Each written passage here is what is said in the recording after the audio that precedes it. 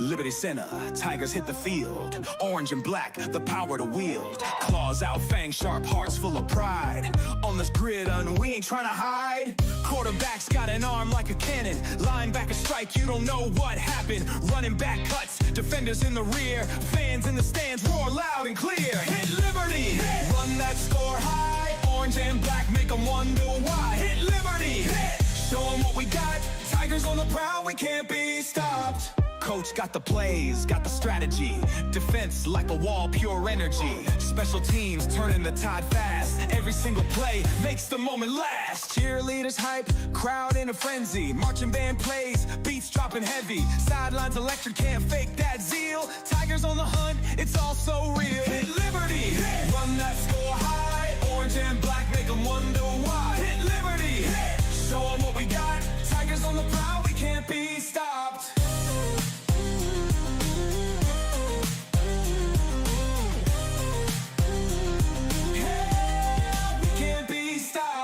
Welcome to week 15 of On the 50 with Coach Casey Moeller. Good morning, Coach. Good morning.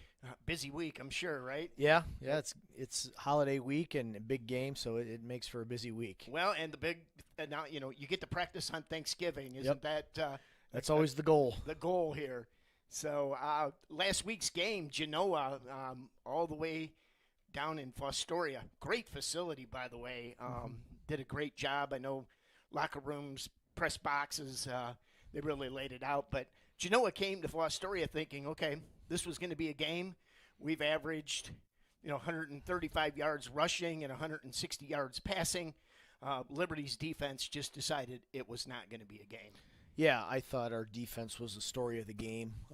Right from the get-go, we came out and kind of established what we wanted to do defensively and shut them out and kind of had them reeling from the get-go and made things difficult for them, and that was really the story of the game. Yeah, averaging 180 yards rushing a game. Had some very talented rushers, very talented receivers. They end up with 53 yards rushing in the first half, and I think when we looked at the game, they really didn't know what to do. And then the Jackson. Can't think of it. I just lost his name. They're good receiver, number 11, which is all conference, all league, all district. He just disappeared, and I think that's a credit to both coaching and scheming, and then the play of our defensive backs. Yeah, well, it was kind of a whole group effort with that. I thought we got really good pressure on the quarterback and made him uncomfortable, and we really kind of put the lid on the receiver. We didn't allow him to get deep on us. And at times we had guys underneath kind of double covering him. So we were able to kind of take him out of his game and force them to go to option 2 or 3, which they weren't super comfortable with, and then add on the pressure to the quarterback, and it made for, a good defensive game for us. Yeah, and we watch film of him. He's used to kind of rolling out one way and throwing back the other way, but the defensive pressure just basically took that away. He was essentially running for his life in a lot of plays. Yeah, and a lot of that pressure up the middle got him off his spot, made him uncomfortable. And like I said, the DBs did a nice job. A lot of times they were able to throw the ball up in the air throughout the season and let their receiver go make a play, and we just didn't let that happen, which is why we were successful in the game. Yeah, and we can talk about almost any player at any time on that defensive side of the ball, offensive also. But Max Walker ends up with 10 tackles. Just the linebackers just did not let anything happen underneath. But let's talk a little bit about the play of Deegan Schwagert. That was just fun to watch. Well, Deegan had a great game. He was filling in for Logan, who's banged up a little bit. But, Deegan had been off, with his own injury for a while, came back and has just been really, really hungry. And wanted to do the best he could for the team, and just played extremely hard, and really overwhelmed their center. He was hitting gaps and just being relentless. And when you play hard, you're going to give yourself a chance to be really successful. And Deegan plays really hard. He's getting better fundamentally, and just had a great game for us. Yeah, and when you go through statistics, you talk about tackles for loss, check. filling gaps in the line, check. Recovered fumble, check. I mean, just we were talking about the slasher movies in the press box about how he just was taking everybody down, taking everybody out, and just slashing his way through the line of scrimmage. Yeah, he's a senior, and I think with all of these seniors, they understand, the end is near here pretty soon, and so they want to make the most of the opportunities they have, and I think Deegan was a great example of that Friday, just wreaking havoc on their offense all night, whether it be the run game or the pass game. Throw special teams in there, and he just played a whale of a game. Yeah, checked all the boxes. Flip a little bit to the offensive side. I think this is one of the games that I have seen where both sides of the ball, we were just totally dominant on the line of scrimmage. I think our guards pulled multiple times when you saw a running play or a dive. You saw guards downfield, tackles downfield. Jackson Lonzak, will get to him in his game. He had a stellar game. But 5, 6, 7, 8 yards downfield, Kellen Weimer got flagged for essentially chucking a defensive back about 6 yards, but they were engaged. I think it was just kind of like, the big guy threw the little guy. We got to throw a flag. Yeah, there were definitely a little bit of that. But, our offensive line did a great job. We really, when you go back and look at it, didn't start out real great. We fumbled 3 of our first 6 snaps. And we didn't have any big, long runs, but at the same time, I think in the first half, we ran like maybe 20 plays, something like that. Half of them were passes and half of them were runs. So we moved the ball on the ground.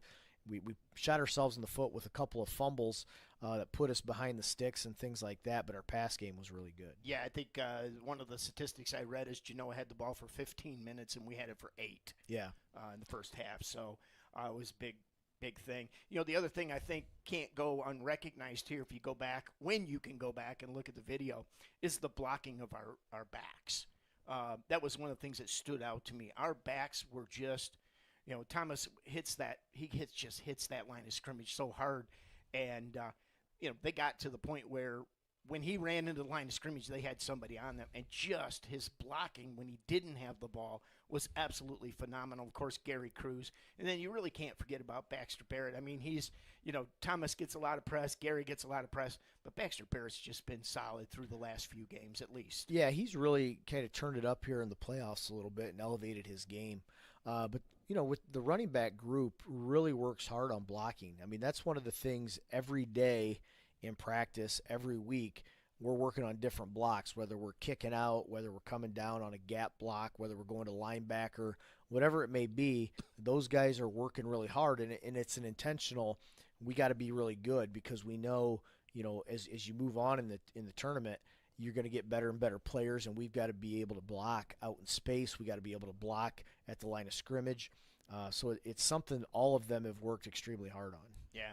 And then let's get to Jackson Lonzak. And I do want to talk about Caden Kreinbrink because I think Caden had one of those very, very good, quiet games. But Jackson Lonzak, what a game he had defensively. And I think that set the tone really quick. On play number 3, he picks off and goes 52 yards with a pick 6 interception. Yeah, when you're in a game like that, you're a championship game, and you get a defensive score that early with a really good play like that, it really sets the tone, and it puts the other team on their heels quite a bit, puts a little doubt in their head. That's a team that, hadn't been there for a number of years, and we've kind of been there. And I think when you can, take their confidence away a little bit like that early, it only helps you. But that was a huge play, set the tone.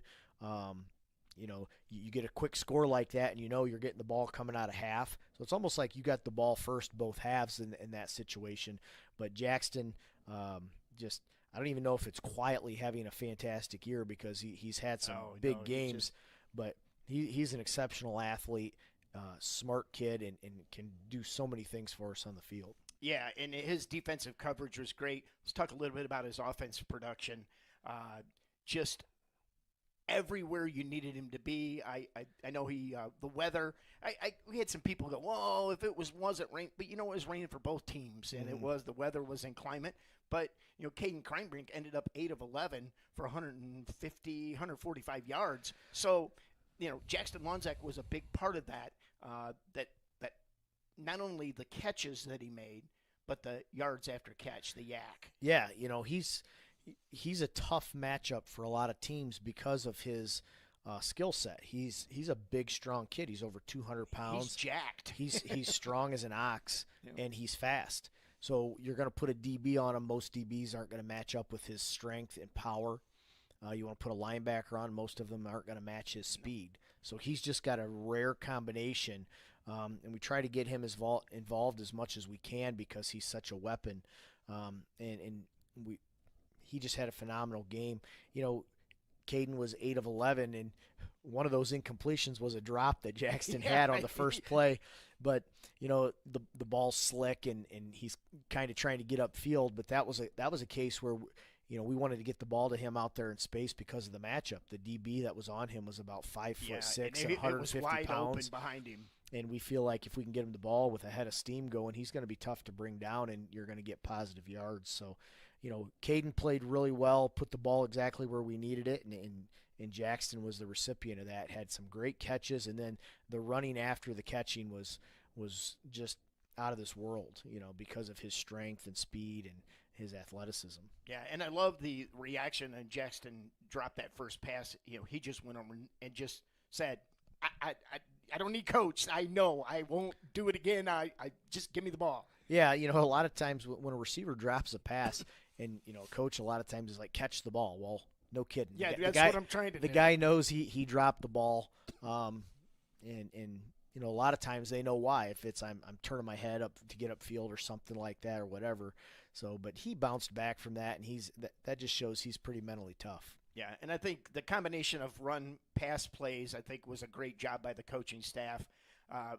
Gary Cruz out in the flat, as well as Jackson Lonzak, is another beast that just, he'll outrun the linebackers. And I know I saw in a couple of the plays towards the end some good business decisions by some defensive backs of just going, he's in the corner. Coach, I'm going to dive. Right. But I'm not going to let Gary run me over. Well, I would say Jackson and Garrison are very much the same type of threat when you get them in the secondary. Their size and their speed and their power combination is a lot for a lot of DBs. So if we can get the ball to those guys out in space, good things usually happen. And we're getting Gary involved in the pass game, is been pretty big the last couple of weeks because typically those are one-on-one matchups, and we like our chances with those. Yeah, and I think one of the other things we've seen is using Gary as kind of a decoy. Of course, everybody's going to be keen on 30, and you run him out or run him across the formation. You tend to see the linebackers shift in that direction, thinking, okay, and then here comes Thomas Muller, here comes Baxter Barrett, here comes Jackson Lonzak, and then, oh, by the way, Max Walker and Deegan Schwager is going to be leading that group somewhere. So great combination, great job by the coaching staff. I do want to say one other thing. I saw Nick Miller do something I have never seen him do, which is high-five Deegan Schwager coming off. I think Nick was about as excited as Deegan for the game that Deegan Schwager had. Well, and a lot of that credit goes to Nick and Todd Spangler, Owen Box, those guys that coach the defensive line. They're heavily invested, and when those guys have success, it's like your own kid out there having success, and there's a lot of pride there, and the coaches are very proud of their position groups, and they should be. They're coaching those guys up. We've got a lot of talented players on our team, but early in my coaching career, I was at a clinic and heard a coach say, talent only gives you a chance. And so when you've got talented players like what we do, you got to coach them up, and our assistants do a great job of that. Yeah, and that's been kind of a staple of your tenure here is your coaching staff. I think you guys, it's really kind of a cool thing to see. You're all friends. You all get along.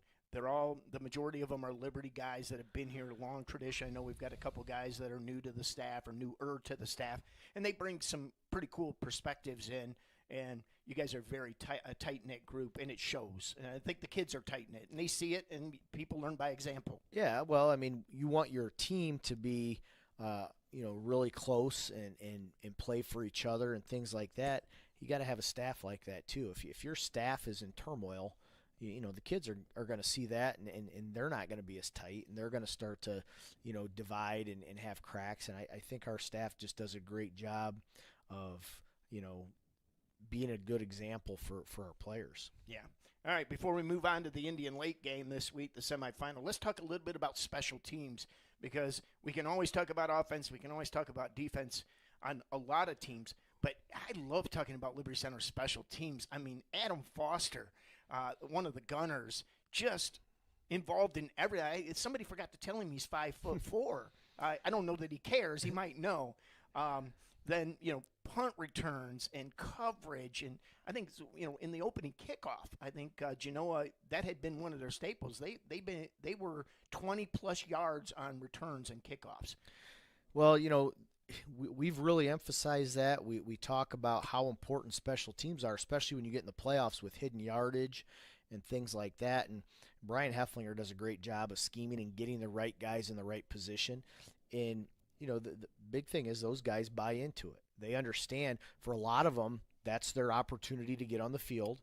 And we tell them, look, you can stay out there as long as you do your job. But we got 67 kids on the team. If you don't do what you're supposed to, we're going to find somebody that will. We've tried to keep like a lot of our two-way guys off of special teams, but they're available, and they're two-way guys because they're really good players. When your kicker goes offense, defense, and kick. Yeah, and so our coverage units have really, I think, really ratcheted up, what they've been doing the last few weeks and just doing a great job. And then, our kick units, our return units have done a phenomenal job. We almost took the opening kickoff of the second half back. We got the punt return. And I think we've got maybe 6 special teams return scores, plus we block a punt for a touchdown, plus we had a safety. There's been years we haven't had one of those. Right. And so to get that many this year, I think, is a testament to the kids. And, you look at the success we've had, well, that's a major reason why is because we've got guys making plays in those special teams. Well, and we had a 43-yard field goal to end the half, which to me was kind of the dagger. Very good clock management by you and your staff to get the ball late in that second quarter. And then Max Walker boots a 43-yarder, and it probably would have been good for close to 50. It was we had his camera down at the other end, so we had the shot, but he's capable of that if he gets it right. He's good between 40 to 50 is we're going to see if we can't get him one, but he's got that kind of a leg, and that was set up really. We fielded a punt or a punt where we didn't allow the ball to bounce 20 yards. We're all up in the booth going, catch the ball. Yeah. So that's just a feather in our cap for the special teams to do stuff like that, and they take a tremendous amount of pride in that. Yeah, in the emergence of Isaiah Badenhop as a returner, he scored on that reversal, and there was just a wall. I mean, I do want to talk about the great non-block by Isaac Orth, I think it was. Yeah. What do you call that? You have airplane block. Airplane block. That's like, because he, and that was such a great decision by him. I mean, I don't want to let that go. We said, that was a great. No, don't let that go. That was such a well thought out, unselfish thing in the big moment. He could have just blasted that kid and got the oohs and ahs, but very smart play. And a 15-yard penalty. Absolutely, and it called back. Right. But a great play by him. So, starting with Isaiah, he's a tremendous athlete. That punt return almost looked like Thomas's the week before, where you start one side and then kind of reverse field. But Isaiah's got, the ability to catch the ball first and foremost. Has great vision. He's very quick laterally, has good speed. And when he reversed field, he sees things so well. I think, you notice that in basketball, as he's a a point guard. he sees I the love floor. And it's very similar when you're returning punts or kicks. It's kind of the same thing. It's like a fast break where you got to see everything that's going on. He just does a great job of that. We had guys in the right position to throw some key blocks. The airplane block, kind of started out as a joke. I think Coach Ryan Miller had seen it somewhere or heard about it, and the wide receivers were doing it, and it was no joke. Everybody else, starts to poke a little fun at him, but then you realize, what? That's pretty smart and heads up. We've done it a couple times this year where you get the arms out and you can't call a block in the back. Yeah. You can't call I'm trying to get targeting. Out of the way. Don't. Your hands are out. You're just in the way. So very heads up play by Isaac Orth. And our guys get so excited when they see that and think it's funny, but what a tremendous job and how key is that in that play. Well, and you're talking about high school seniors, big moment. I mean, that was such a mature reaction to that play and decision by him. It was phenomenal. Well, you can talk about that with Isaac, great play, but go back and look at every special team he's on, and he's kind of like our leader of those groups. He's the first one down on kickoff. He's on the return units. Probably, our special teams, captain, so to speak. So, yeah. and he knows that's a major role for him, and he's been phenomenal all year at it. Okay, well, let's move on to Indian Lake, which will be the state semifinal. 11-2, they come out of the Central Buckeye Conference down there. 6 teams in their league. They call it the Mad River Conference. I don't know where that came from, but that's the name. So Indian Lake's played some tough teams. They've not had an easy road to where they're at in the state semifinals. They had a big win over North Union last week, and I think it was 35-27, something like that. So a battle. So they're battle-tested. They've got some really good players. They've got a good receiving group. They've got a good running back group. Pretty well-balanced team. How do they look to you guys? Well, just kind of what you said. They're good in every aspect.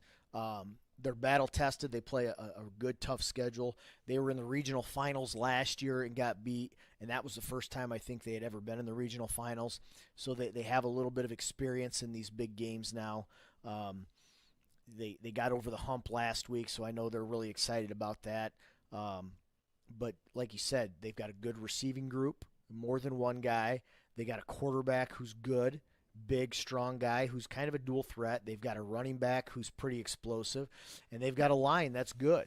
They're not throwing out like Division I linemen or anything, but as a unit, they play really well. Defensively, it's kind of the same way. They've got a good defensive line. They've got good linebackers. They don't give up a lot of big plays. So when you do that in playoffs, you give yourself a chance and you put yourself in position to be successful. And these guys have been in some tight games, and they know how to win them. Yeah, their quarterback, you talked about him. I think it's Galladay is how you say it. So he has 6 rushing TDs, 2,200 yards passing this season. So a lot of versatility there. Yeah, and they attack the passing game in a lot of ways. They've got a great screen game, some quick bubbles and slip screens outside to get rid of the ball quickly. But then they can go downfield. They've got a couple receivers with good size, like 6'2", 190 pounds, which can be a matchup problem when most DBs are 160, 170 pounds, maybe 5'10", 5'11". So they've got a couple inches, a few pounds on you, and then they got the running back who can run really well, and the quarterback's capable of running. So you've got to defend from sideline to sideline and end zone to end zone because they'll take shots down the field as well. Yeah, and they're one of the few teams that we've looked at in the playoffs or even all year. They've got a 1,000-yard rusher and a 1,000-yard receiver, and the quarterback's not far behind. So right. Very solid group of people. I want to talk a little bit about they've got a sophomore defensive tackle, offensive guard that's got 19 sacks total on the year. Very productive, very good. I watched a little bit of film, whatever I could find online, but very quick and very good with his hands. Yeah, he's kind of like a Grant Smith type or the Barbara kid from Liberty Benton. Who it those reminded type me of, where they're Barbera. not super big, but has a great combination of size, quickness, good with his hands, and he's very relentless. You know, he's their best D lineman, and he plays hard on every snap. So he can run things down from behind. He's good at the point of attack, and he's only a sophomore. Right. And he might be the coach's kid. I mean, they have the same last name, yeah, so I'm assuming that, which means he's probably coached up pretty well at home. But he's a kid we're going to have to contend with and make sure we keep him out of our backfield for sure. And I think, talk about coaches' kids. Obviously, you've got a son on the team, but I think many coaches' kids start out as ball boys, start out as Aaron, go get this, go get some water, water boys. And I think that just builds such a high IQ for what's going on and what they see. And I think it almost slows the game down for them because they've been around it for so long. Yeah, I think that's a good way to put it. I think just being around it for so long, I think they get what you're doing. They understand, and they're probably a little bit ahead of the curve on day one because, they've been there and they've seen it and everything else. And we've been fortunate enough, I think, on our team right now, we've got 4 or 5 kids. When you look at both Spanglers, Thomas, Connor Sonnenberg, those guys were ball boys for Well, we saw forever. the picture with the Genoa kid. That was really cool. We had it on our social media where 4 of the ball boys was part of that Genoa big win in 2018, I think it was. And then the 5th kid, which everybody goes, well, what happened to the 5th kid? Oh, I'm sorry. He was only number 2 in the state in cross country this year. Yeah, that's, we talk about, Mason, was there as a ball boy and then kind of went to another path, but you know what? It was probably a really good decision for him. I mean, he's been a phenomenal runner and had a lot of success, but it is kind of neat to see those guys. People ask, the officials when I talk to them before the game, do you have any ball boys? And I'm like, yeah, I got 1,000 of them over there. Yeah, we just grew 27 of them during the playoffs. That right there is why you got all those guys on the sideline, because you want them to be a part of that, and it helps develop in the love for the game and understanding what's going on, and hopefully they have the same kind of success these seniors have had. Well, and the commitment and the love of the game in this community has just been crazy. I won't mention his name, but a guy that I know, he come home and his son, I think he's 7th grade, 6th grade maybe, going into 7th grade, going to junior high. He comes home and they couldn't find him, and he was downstairs lifting weights. Why? Because he wants to get ready for football next year. Guys, it's not even Thanksgiving yet, and he's prepping for next year's football. But that's just the love of the game this community has. And at Tiger Sports Live here, we see that, and it's just a great thing. Talk a little bit about our health. How do we look? Are we healthy? Are we? Yeah, I mean, it's hard to say when you get to this week. You never feel as good as what you did day one. Of course. I don't. But, we got a couple guys banged up. Sawyer Bockelman came out of the game Friday. He's day-to-day, kind of nursing. And we don't think it's anything serious or anything like that. Logan is working his way back in. And so Amanda's done a great job of making sure we've got guys healthy. And having a plan for guys who maybe have, something going on. We've limited reps on some kids just because they were dealing with maybe a soft tissue injury. And so you don't want to give them 1,000 reps in practice. You want to give them enough that they know what's going on. They stay, kind of sharp, but they're able to go on Friday. So kind of been trying to do that for the last 3 or 4 weeks. And, I think we've done a good job of that so far. For the most part, we're pretty healthy and hopefully continue to be. Yeah, and I think 2 things with that. You always talk about taking care of your body, and I think we've done a very good job of that this year. Of course, Amanda's second to none. And I think this is now year 4 that we've been in this situation or close to this situation. And I think coaching staff understands what it takes. And yes, they are 15, 16, 17, sometimes 18-year-old kids. But this is a long season, and the way that Liberty Center plays, it's good that we're healthy as we are. We've kind of backed off. We shaved off a little bit of time in our practices, and for that, we're at the point where we're physically, I think we know what we're doing. Tell the kids everything now is probably more mental than physical. I mean, we're not going to get a whole lot bigger right now. We're not going to get a lot faster. You know, we've been doing the same thing since, you know, June. But we talk about we want to practice till we can't get it wrong. So we got to stay sharp in that area. But, you know, I feel like we've been getting better and better each week and staying healthy, and that's the key. All right. Well, this week, state semifinals at Lima Spartan Stadium against the Indian Lake Lakers. Coach, good luck, and we'll be there. All right. Thank you. Happy Thanksgiving. Thank you, too.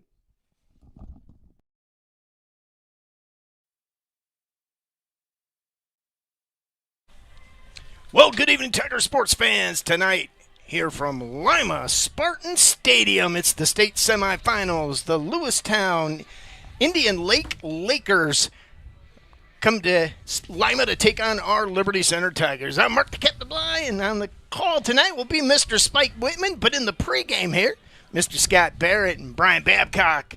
Guys, this is just it. Cold, clammy, after Thanksgiving state semifinals. You couldn't really ask for more, but I guess I can. I'm going to ask for next week. There you go. There you go. And good to have Spike Whitman back on the call, and after missing a week for getting banged up a little bit, and Spike's He's still pretty banged up, but we're going to take him anyway. He's playing hurt. He's playing hurt here in the state semifinal in Jigo.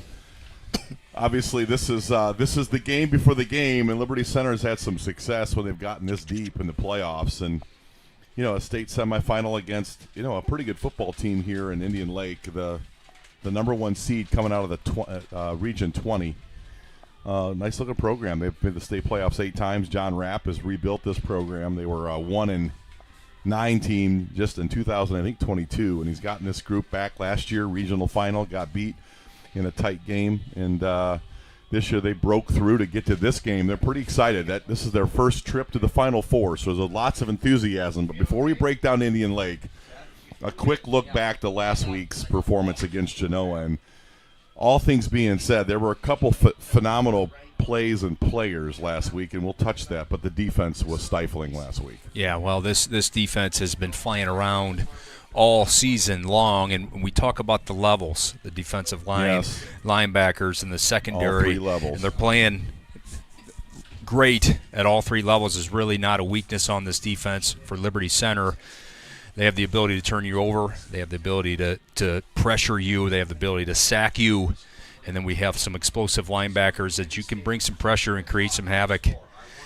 And when we turn you over, a lot of times that turns into instant points, and that has been happening a lot for the Liberty Center defense. Let's talk about how that happened last week.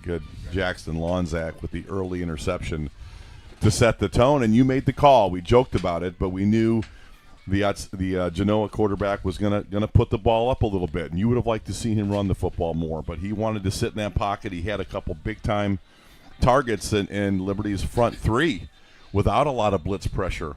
You know, pushed that pocket. He got off of his spot and made some critical errors last week. Big, and Jackson Lonzak pick 6 to start that game. Yeah, what a start on that first drive. He and snatched it too. I mean, you're right. He went up high, got that ball, to have the vision to go on the opposite field, kind of cut it back. And we've seen when that guy gets in open spaces, there's not a lot of people that are going to catch him. He took it all the way to the house, and that was the tone setter for the defense. And you know, when you're Genoa last week and you're an OC and you're seeing the limited run game that you got, and you got a quarterback that you like running and throwing, and he gets outside and he starts to put it in harm's way. When you ask a quarterback to throw it 25, 30 times, it's inevitable to put the ball in harm's way. Yeah, there was a fumble also. He had committed another interception to Caden Sonnenberg, I believe. Sonnenberg's had a great year as a sniper, those senior snipers we outlined in the midweek podcast. But Jackson Lonzak then not only plays an elite defensive game, but then turns around and, you know, give Genoa some credit. They took Garrison Cruz a little bit out of the inside run game, but Casey Moeller dials up that short passing game. And how successful did that look with Jackson Lonzak last week? Yeah, wow, that was impressive. It was a pretty thing. And, you know, when you want to defend a Liberty Center's run game, you got to bring extra bodies, whether that's 8, sometimes 9, and you have to go one-on-one. You have to pick and choose what you want to do. And when you go one-on-one with number 18 and 30 and 2 and 7 and 40, and some of these guys we have the ability to win one-on-one matchups. We have guys that can go get open in one-on-one, and that's what you saw with Jackson Lonzak and his ability to not only catch it, break tackles, and then turn it up and really use a physical stiff arm in a finish for that second touchdown that he had. Impressive play. Almost a Garrison Cruz-esque type run. I mean, yeah, it was. Great hands, accurate passing by Kate Kreinbrink, and then he gears up. I mean, he's just kind of the whole package. And I know he had 440-some yards, maybe 4 or 5 TDs during the regular season into the playoffs, but that's a player you can ride. He's a primary weapon, yes. And we talk about that. All of a sudden, putting that guy on film with that schematic, that idea of short passing, hitting that slot inside the numbers, and he turns just easy catches into big explosive plays. Jackson is an explosive offensive player for us. Well, and that's what it does to opposing defensive coordinators. You want to put 8 in the box, okay, we're going to split 18 out. And if we see you got one-on-one, well, we like that matchup, and we're going to take that matchup a lot. You've seen that a lot with Ethan Gray. That sometimes this year on third downs, and you got a 1-on-1 matchup, that's a guy that can go win one-on-one. And third down, long, these are the downs where if you have guys on the outside that can go win and convert on third down in some of these big plays when you get late in the playoffs, it's so key. We haven't always had that. Right. Liberty Center. We got numerous weapons right now that can go win on third down. Plays all over the field, and it was great to discover. Not that the staff and we knew Jackson was sitting there, but again, Genoa did a good job of really focusing on inside run, trap, power, dive, and they kind of squeezed us down. I mean, Baxter Barrett led, I think, the team in rushing last week on 2 basically inside handoffs on a reverse on 35 yards. So Genoa, give them credit. Defensively, they had to do what they had to do to get Garrison and Thomas Muller neutralized. They did that. But then we turned it up on the short passing and things we haven't done a lot. We do a lot of vertical passing, or we do that deep out, deep in kind of game. And Kate Kreinbrink last week then had himself a 9 for 12, buck 47, 2 touchdowns, and no turnovers. We did struggle a bit with the snap, but putting it in the air, limiting mistakes, he was very efficient last week. Yeah, he had a great night. Looked really good throwing the football. A lot of confidence. In the rain last week. Rain and nasty. It was not a very, very nice night to really throw the football, and the ability to throw the short passing game. And when I say short passing game, I would consider that 20 yards and in. And when you have guys that can go and get loose like we have, it doesn't have to be down the field. You don't have to chuck it on zero routes down the sidelines and play 50-50 balls. We don't have to do that because we have players get it to them quick, get it to them in space, and let them run after the catch. That's what this Liberty Center offense has been so good at. I've been around watching Liberty Center football since the late 70s. Love the 80 team. They had great weapons. I thought our teams in the late 80s had some big-time weapons. Jeff Jurasik, Rob Sexton, one of the state top sprinters, Shannon Weimer. We get through your generation. The 90s had great teams. Yeah. Rex went on a lot of 11-year run, and you could point to 3. Always a fullback offensive line type deal. You've got explosive weapons on offense for Liberty Center, and I don't remember a time that you could point to 6 guys on offense that can create touchdowns off of a touch. Like we have. Well, no, you're right. It's an embarrassment of riches. Your brother from Jeremy's the talking skilled about that positions. Of riches. That's awesome. It is. I mean, you look around, and when you're a defensive coordinator watching film on Liberty Center, you mentioned kind of getting the Lonzak play on film. You start to point to numbers. You say, all right, what am I gonna do? I got 30. You got 3. You got 40. But then you go outside with Ethan Gray and Badenhop and Lonzak and Gary out of the backfield, and there's just so many different guys you have to account for, and that makes a opposing defensive coordinator's job really hard. It's not just 1 or 2 guys, and Caden Kreinbrink's throwing it really well right now too. So and there was 2 drops in that game. You had a drop yes. early by Jackson Lonzak, and then a big drop by Baxter in the middle of the field. That was going to be a 3rd and 17 conversion. You're looking at a game of 11 of 12 for about $170 had we caught those 2 balls. It was raining, Jigs. I mean, you're going to have some drops. That's right. 11 of 12, couple tutties, and about $180. That's as good as it gets on the quarterback rating. Yeah, so you got to love where this Liberty Center offense is right now, playing very efficient.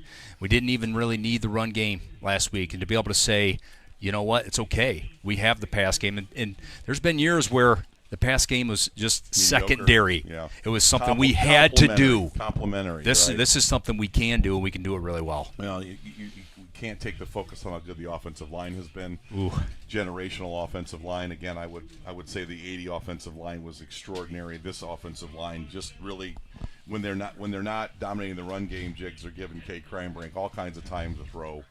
And our receivers are wide open basically because Cade can stand back there. Very little pressure on Cade all year. And this offensive line is poised tonight to reinstitute this run game against a team that maybe isn't as big and as strong as we are up front. I see Liberty Center tonight winning that line of scrimmage again. I would agree with that. I think you're going to see a conscious effort of getting back to the run game, establishing dominance on the offensive line, and then probably playing some pass after the run gets established. And you're right. This offensive line, I mean, they've been great all year. And when you can put a quarterback upright like Caden Kreinbrink with the arm that he has, and he can survey and check one, size, check two, size. Check three. Yes. That is a recipe for a very good passing game, and that's what you're seeing. He's very rarely is he pressured.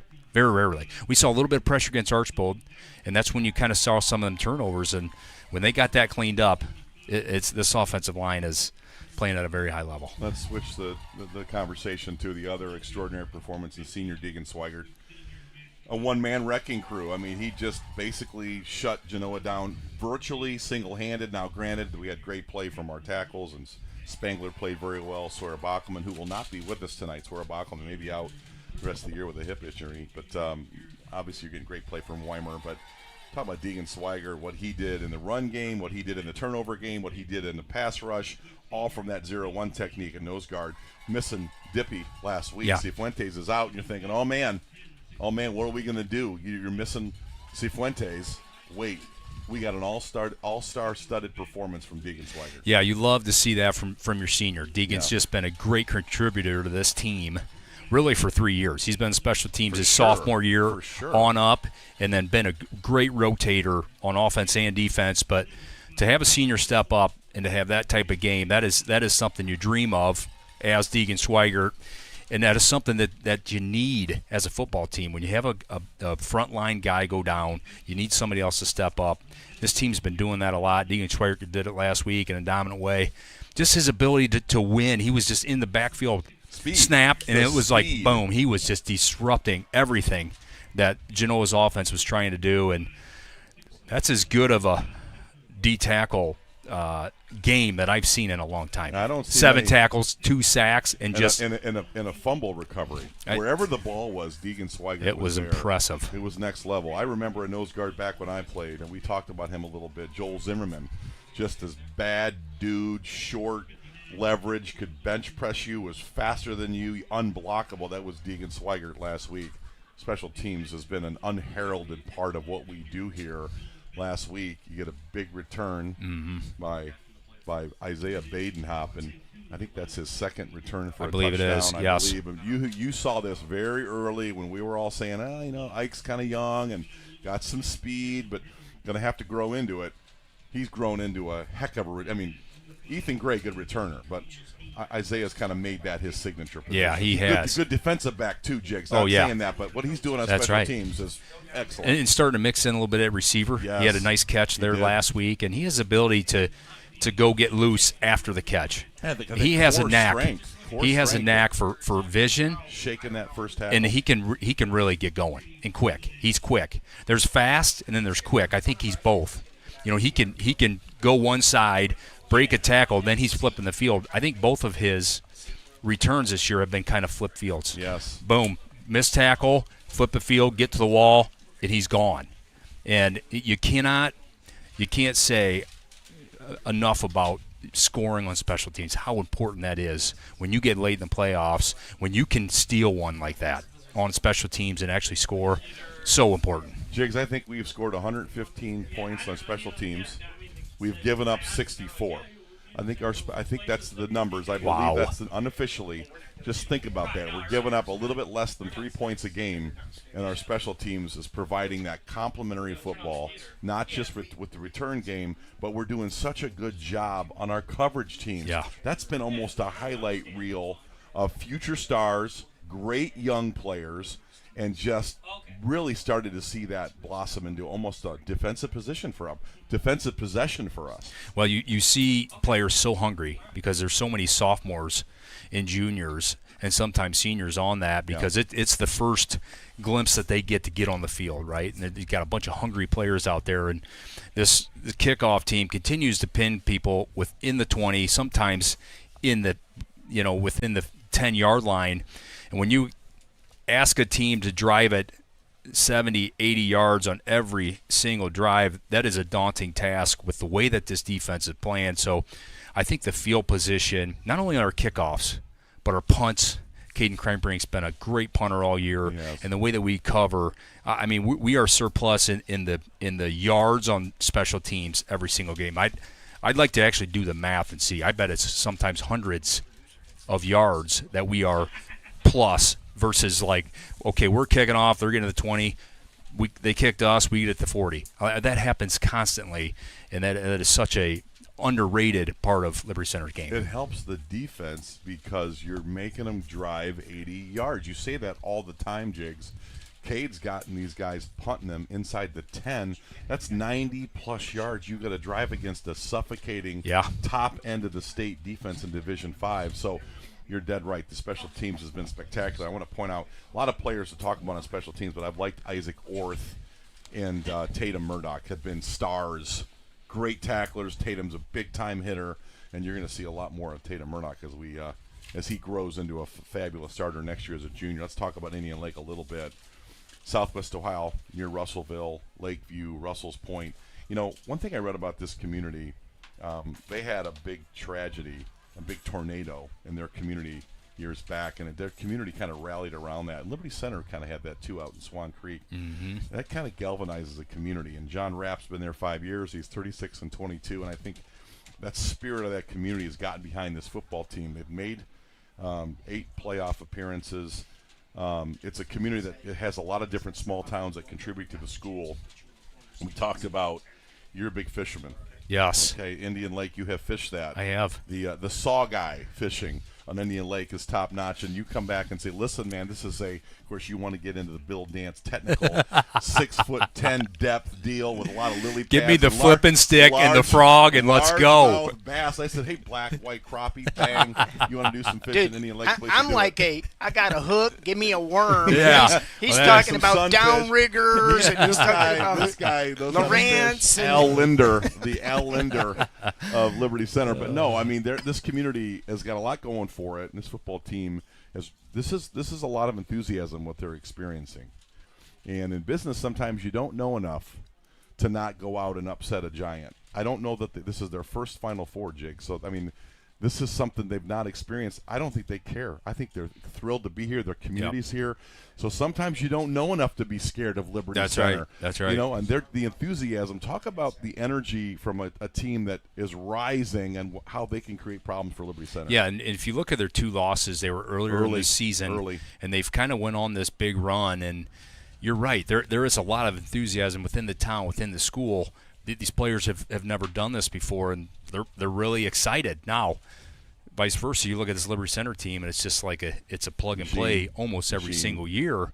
So you have 2 different kind of versions of teams here tonight. But this Indian Lake team, I've liked what I've seen on film. They got some offensive weapons.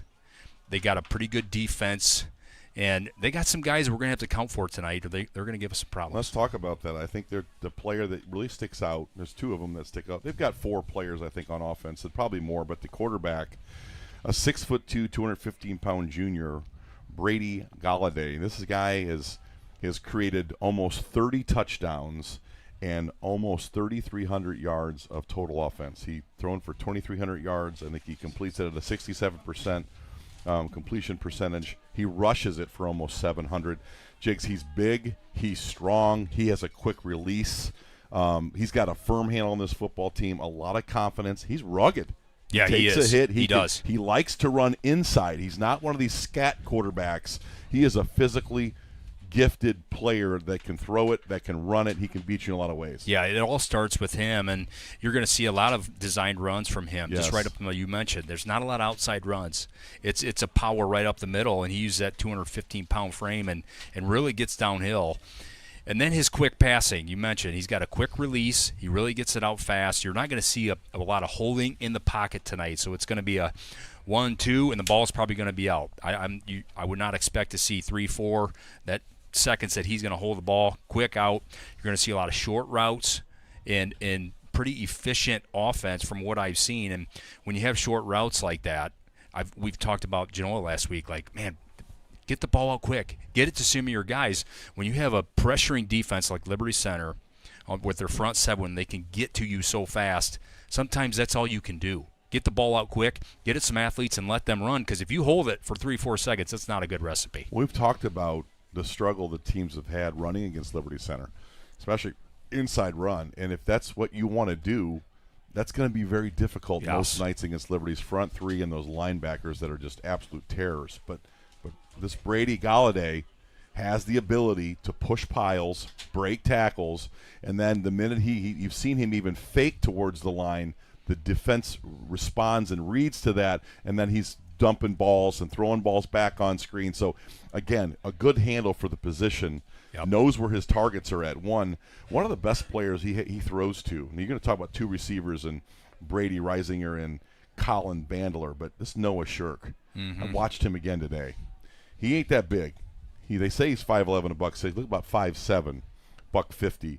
1,200 yards rushing, 19 touchdowns, but really good speed and leverage and outstanding in the open field. Last week against North Union, ran for $190 and 4 touchdowns. He's a playmaker. He's the guy that can get outside and make you miss. And he also kind of runs in a punishing style. He does not avoid contact. He does not run out of bounds. He turns a lot of short throws into big plays. Yeah, I like the way they use him. They're going to get him on some quick pitches. So you'll see a quarterback kind of in the gun. He'll take a quick pitch, get it to Shirk, and he's going to get outside, and then he is shifty at that point. They're going to use him in the screen game a lot as well, short screen, middle screen, side screen, and he gets one block, and he can do some real damage.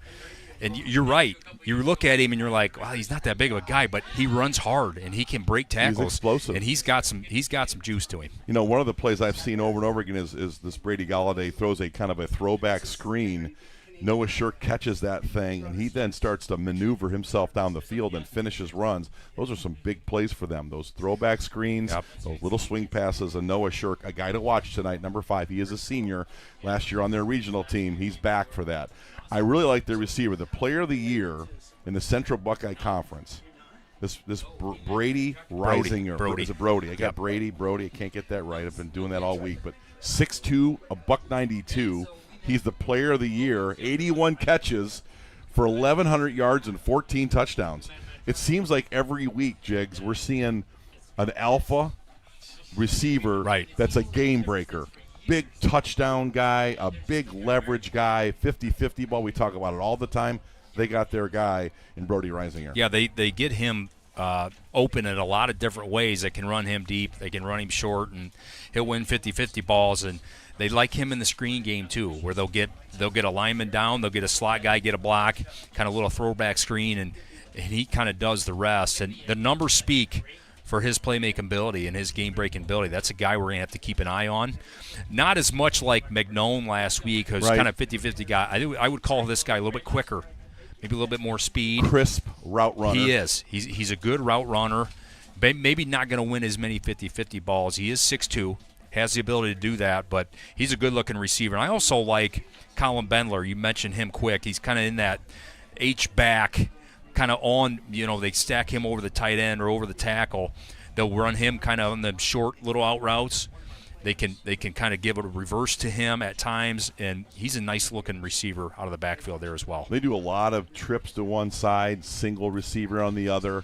They do a great job, very balanced offense. They'll throw it to the trips. They'll throw the deep ball on the isolation to Reisinger. This offense has got explosive plays in it and a quarterback that has full command. So I think this Indian Lake offense is one to respect. Yeah, it is. Well, and you could see if Brady Galladay is able to go on a short pass on a first down and get 5 yards, at that point, you're second and manageable. The run game becomes a thing. I wonder if it'll be pass heavy first, try to get your 5 yards, then you got the run game. It's the second and long, third and long against Liberty Center where we just continue to dominate football teams. You got to be able to get yards on first down, second down and manageable. I think is going to be key for Indian Lake tonight. One little thing I was catching today in some of the film review is our linebackers jump, and they're so aggressive. They're great readers, very disciplined. But you could see some play action, some little sleight of hand that this quarterback, because he's so much a run-heavy guy, that this kid, this Brady Galladay, I think at the end of the day could be a big-time threat, not only throwing the ball but in handling the football. I do think Indian Lake's defense is where they're weak. They're smaller. They're giving up 21 points a game. All right, guys, we're going to take a break here for the national anthem, and we're about ready to get underway, and we'll be back right after this.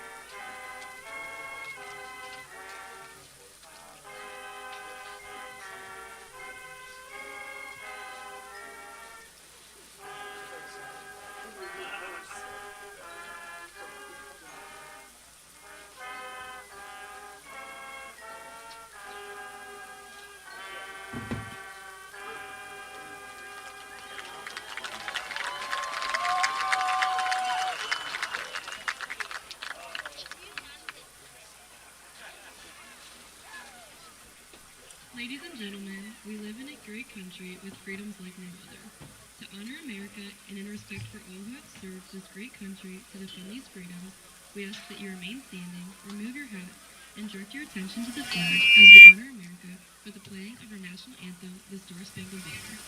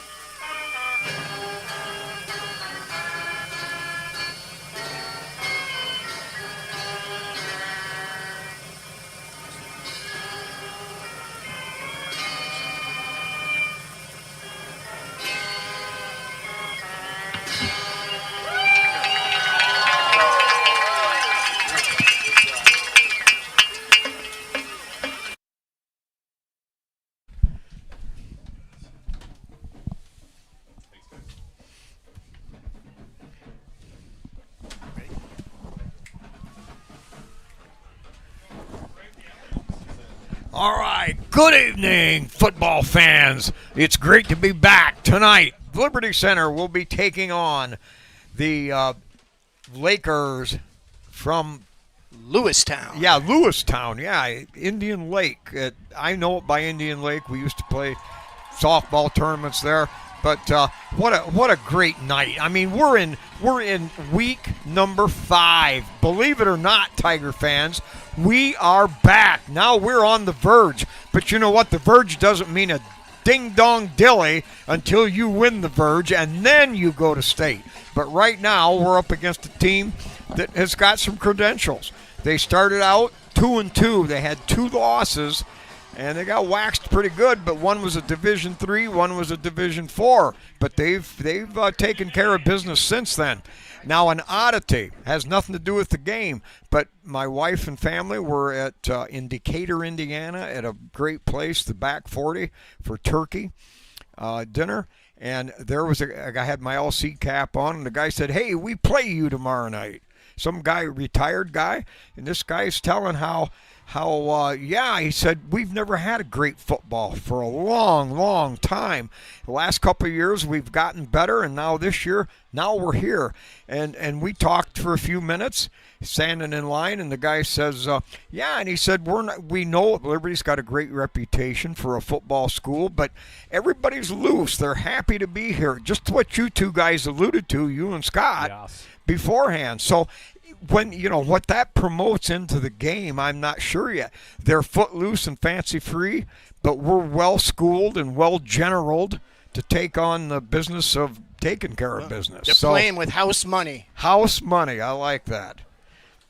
Yeah, it's certainly good to be back here playing on Thanksgiving again, Yeah, Spike. You know, yeah. it's kind of been a tradition here the last few years. You got the Lions Thursday, which they didn't win. You got the Tigers here Friday night, and then the Buckeyes on Saturday. Boy, it's been great to continue to play here on Thanksgiving weekend for Liberty Center. And it's just become almost the norm here of late. Watching the kids, I was limited to how much practice I could actually watch, kind of being laid up a little, but they have such a great attitude. It's excited, it's exuberant, but it's very well controlled. And I think when you can channel those three things together, controlled mayhem, if you will. Yes. And the coaching staff has done a terrific job to keep these guys focused, pointed, and going in the right direction mentally. That is the biggest thing for the last month for the coaching staff, is to keep these guys intact. Keep an eye on number 21 here, Brody Reisinger, back. He is one of their playmakers on offense. He's back deep. Max Walker set to kick this baby off. Hey, you mentioned Crime Brink. I want to get this in. He punted this year. That was one less thing that Max Walker had to do. He does everything on this football team. Here we go. All right, set to kick. Max Walker back. Ball placed at the 40. Liberty Center will be kicking from left to right. Here we go. High end over end. That's going to come down at the 13-yard line. Return up the right side. Gets around the corner and turns, makes a spin, gets a good return out over the 30-yard line. Pretty good return there for Reisinger. Kind of got outside of our coverage. Got it past the 30. That is pretty rare for this Liberty Center kickoff team. Right, to let them outside the 30. We've done really well this year, keeping them pinched back in. It's the inside seams we've had concern for at times. This time they did get outside. All right, so they'll come out, show three wide receivers to this side, one to the far side with a single setback. Now handoff off that left side, and it goes nowhere, right into the teeth of the Tiger defense. Maybe a loss on the play of a yard. Yeah, Jackson Lonzak closing that thing down from his outside linebacker position. Boy, that was a great read. He really squeezed that thing down. If he's not as fast on that, it looked like they're a little bit of a gain. But, man, Jackson Lonzak, he's been playing so good, offensive and defense. What a start there. All right, the ball near the right hash mark. They're going to mark it as no gain. Noah Shirk looked like he limped off there, the running back number 5, Spike. That's a big miss if he can't go. All right, split formation. They've got 5 guys out here. 3 of them as linemen. They're going to throw the home run ball way downfield. It's up, and it is caught down there inside the 35-yard line. That'll be a gain of about 35 yards. He was well guarded by Ethan Gray, but got the ball over the shoulder, and it landed, and he made a stupendous catch. Yeah, that was a great throw. Brady Galladay right over the shoulder, and there's the playmaking ability of Brody Reisinger. He can rise up and go over, get one. Not bad coverage. Just went and made a better play there on offense. All right, so now ball on the 33-yard line. 10:43, the game just underway here in the first quarter. Quarterback out of the gun. Trip receiver. He's going to keep it. He'll head right into the line of scrimmage, and there is nothing there at all. Bingo, bango, bongo, baby, stopped. We got Weimer and Gary Cruz on that play that time, and there's that design quarterback run. They're going to look to do that a lot. I don't know that how often they're going to continue to run it, though, because we're going right up the middle. Liberty Center's defense is not a place I'd want to be. Yeah, you've got Deegan Schweiger now in the middle. Cifuentes supposed to be back. I imagine they'll be working things in and out. Now double receiver set to either side, out of the gun. Two-step drop, now forced to roll right. He's in trouble, has to lob it out there, incomplete, well overthrown. That was Kellen Weimer, pow, baby, putting on the pressure. Well, Kellen Weimer from his defensive end position, boy, he just come almost unblocked and was right in the face of Galladay that time. Great play by Kellen. He's able to throw it away and not take the sack, but love that pressure for Kellen Weimer. 3rd and 10, 9:45 in the first quarter. Trip receiver set out to this wide side. Now when they get up to the line of scrimmage quick, now they pull away, get the second signal from the sideline. Now they return. Reisinger by himself. Clock at 6. Back to throw, rolls to his left, can't find anybody. Now sprints up the middle. He's going to break that. Hit by Liberty Center down inside the 25-yard line, but that's close, and I believe they do. Pull up 11 yards on the play on the quarterback scramble up the middle, and they're going to come up with another first down. That'll be at Liberty's 22. You know, Spike, that was a design pass, and that time Galladay pulled that thing down to run it. You don't see that a lot on film. A lot of times it's passing down. He's throwing it. That was a great decision that time. Pull that thing down. He saw the lane. Big gainer there from Indian Lake. They're driving. Yeah. All right, Indian Lake with the ball on that 22. If you notice that time too, Galladay, Lonzak put a hit on him, but boy, he is sturdy there from the quarterback position. He's a stout young man. All right, 9:05 on the snap. Give off the left side. No, somebody jumped on the snap. Play blown dead before it's on the snap, so we're going to get add 5 yards to the yardage here for the Lakers. Well, that's a big penalty there. 1st and 10, driving. You get a 5-yarder, it goes back to 1st and 15. We've seen some things from this Indian Lake offense, though. They got some players here. The quarterback's playing well, and certainly 21, Brody Reisinger is a good-looking player on the outside. Looks like we got 4-man front now. Only 2 linebackers. Oh, yeah, they tightened everything down. Now they're going to give it on a kind of a jet sweep reverse. Big hole here. Big hole, gets past one tackler, breaks another, and pounding down to the 15-yard line, and that's going to be close. 2nd down and about 2, I think. Well, you're going to see a conscious effort to give Brody Reisinger, number 21, the football. That time a little end around, and he had open spaces. That was a nice first down play there. They continue to look to get him the ball. All right, double receiver to either side, single setback. Noah Shirk back in the game. Noah Shirk back in the game here from running back. Tigers with single coverage on the 4 wideouts to either side. Dropping back to throw. Screen. Pass rush. Set up a what screen. What a play. Right Kellen there. Weimer. Wow. Weimer was there to snuff that thing out. That's going to be caught and complete, but that's for a loss of about 4 yards on the play. Yeah. Wow, what a reaction. Yeah, well, they had a blitz on. They had 4 guys there in Galladay's face. He got it off. Kellen Weimer almost picked that thing off from the running back. He gobbled him up for the loss. Big play, Kellen Weimer. All right. 3rd down and 6 from the 17-yard line. 7.5 minutes here in this first quarter. Running some clock here for Indian Lake, Spike. Yep, Indian Lake, the only team possessing the ball. So empty backfield. Quarterback on a quick one out. That's tipped at the line of scrimmage. Was it Weimer Deegan Schweiger. Weimer? Wow. Deegan Schweiger. Schweiger got that. Schweiger all 6'9" of him. No, 5'9". I'm sorry. Well, that is going to be a factor here tonight on these quick routes for the defensive linemen to get their hands up, get in those passing lanes. Great job there, Deegan Schweiger, picking up where he left off last week. They're going to go for a field goal here. So from the 17-yard line, it'll be a 35-yard field goal, kick up on the way. It's good. It made it over the crossbar by inches. That ball never got above the uprights at the top.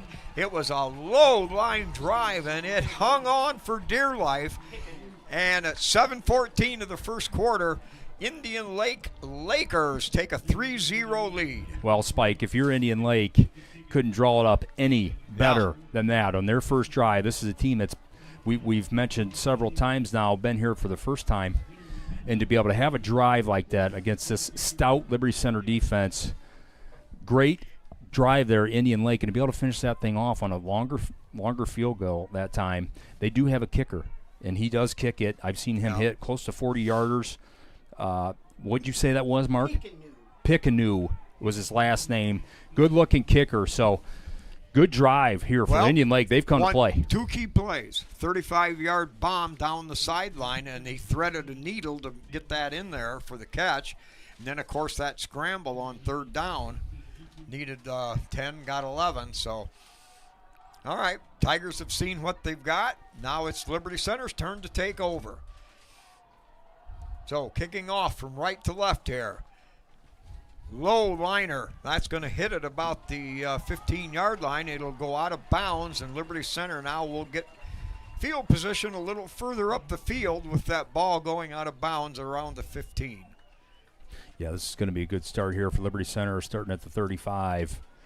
With that ball kind of going out of bounds there, and that's just I'm kind of surprised because they got a good kicker that can really pin you deep. Kind of surprised they weren't able to pin that thing down there a little bit more. All right, so 1st and 10 for Liberty. 7:14 on the first quarter clock. They come out.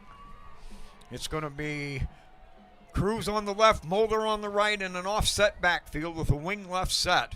Give to Cruz, straight up the middle. Cruz rows over one. He breaks another one, and pounding through. He carries two tacklers all the way down inside the 40-yard line to the 37. Oh, Gary Cruz, look out. Big hole there. Looked like a one trap to the left side. And, boy, there was a big hole, and you give that guy some open space. Look out. Breaking tackles along the way, carrying a few dudes to finish that run off. Gary Cruz, what a start on offense. Yeah, 28 yards on the gain. So now 1st and 10 at the 37-yard line of the Lakers. 6:40 left here in the first quarter. Tigers with the strong formation to the right. Drop back, throws underneath to Cruz. Cruz straight arms one, breaks to another one, and pounds his way down to the 32-yard line. Pick up a 5. Just a little swing pass that time to Gary. Give him the ball in space. Was able to break a tackle. Get a nice 6 yards there on first down. I like that plays. We talked about the short passing game. You don't got to throw it down the field. Give it to your playmakers in space. Let them go. All right, Sonnenberg spread out wide to the far side. Wing right package with Cruz on the right, Moeller on the left in the backfield. Now they're going to shift out of there.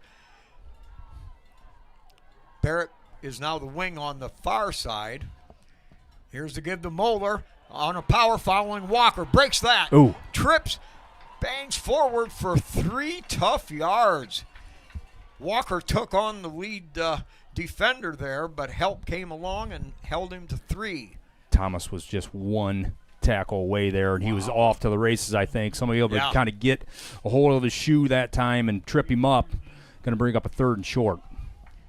All right, clock running at 5.5 minutes to go here in the first quarter.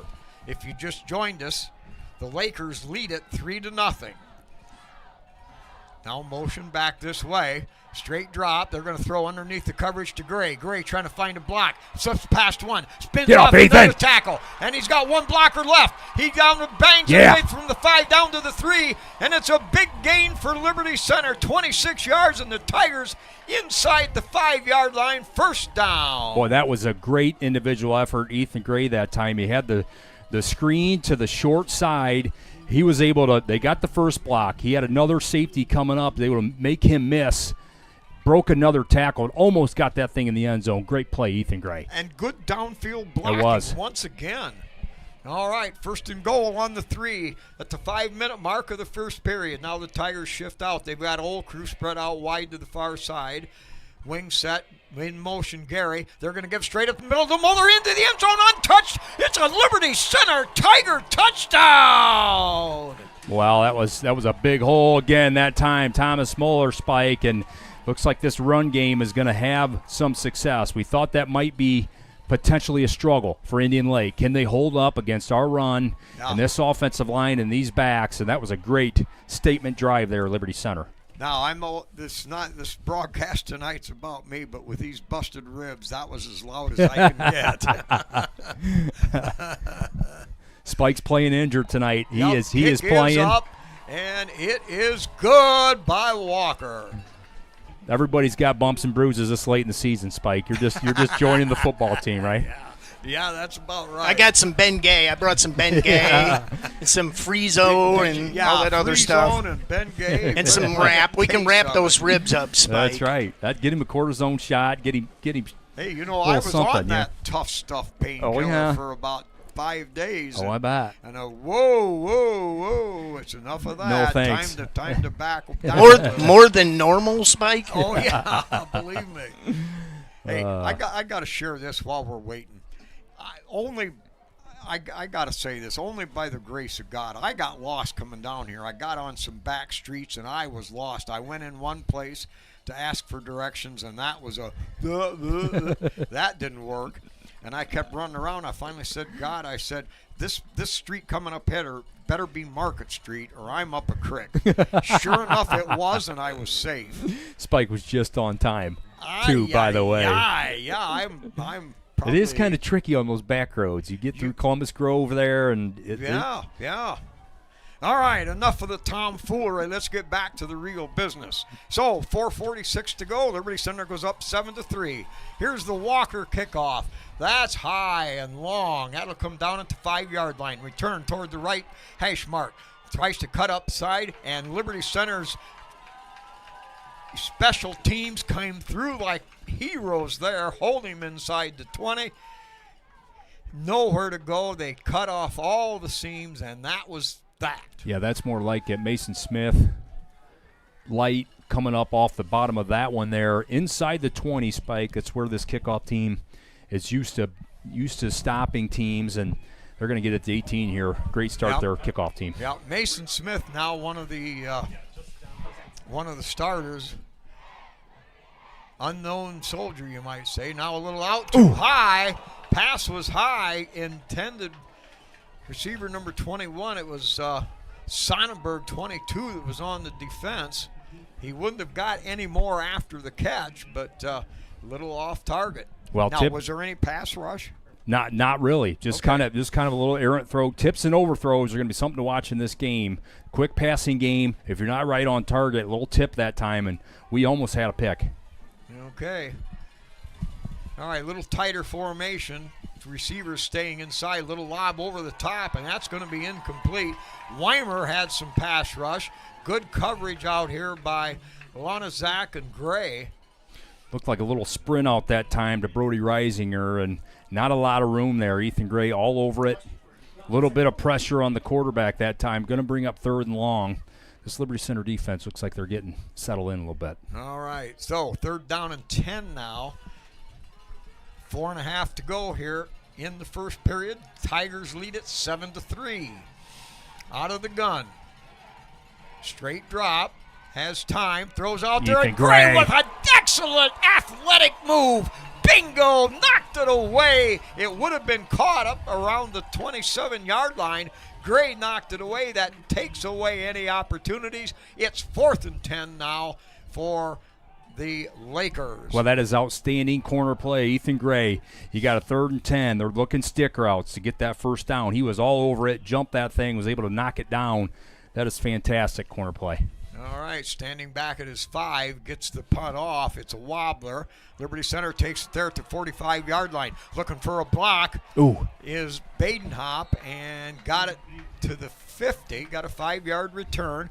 That was good coverage by Indian Lake, actually, because he had a blocker, but they snuffled through that. He was. We are watching the Wheelersburg-Cardinal Mooney game. Wheelersburg's up 3-0 already. Yeah, that's going to be a war in that game. That is going to be a war. All right, so Liberty Center right at midfield. 4:17 to go here, first period. They lead it 7-3 on a long drive. 65-yard touchdown drive. Now motion this way. They're going to give it to jet sweep Baxter. off to Baxter Barrett. He'll pound it down inside the 45 to the 44. Pick up a 6. Well, that inside reverse has been such a nice play here, really these last 5 games, and Baxter's been running it really well. Nice initial block that time, and able to pick up some good yards. Looks like we might have Lonzak out of the game here, Spike. Mason Smith at tight end. Yeah, Mason Smith, great all-purpose player. So he's spread wide out over here, double wide out to the far side, out of the gun. He waits, gives it off to Cruz on Big the hole. Cruz right up the middle. He's Stiff gonna arm, straight get out off. one. He breaks one other and pounds his way down to the 18-yard line. That is a violent runner. Man, I'll tell you, that was a big initial hole. Great initial block by the offensive line, and Gary with a big stiff arm on the safety corner able to just get him down, or he would have been in the end zone. Yeah, he was back in shotgun. He had a guy to either side, and it was kind of a split-second delay. It was. Slow developing play. It was. And it busted there for 27 yards. 1st and 10 on the 18. They're going to give it to Moeller. Pounds right up the middle. Moeller runs right into a defender there. He'll get a couple on the play. It'll bring up 2nd down and 8. 3 minutes left here in the first period. Tigers in the red zone. Well, that one didn't pop that time, Spike, but Clapp and Spangler down the field blocking. They had the touchdown blocks if Thomas was able to get there, but they kind of got him right at the line. Looks like Lonzak back in here. Looks like he might have got that ankle taped up, nursing a little ankle. All right, so the Tigers now at the 14-yard line.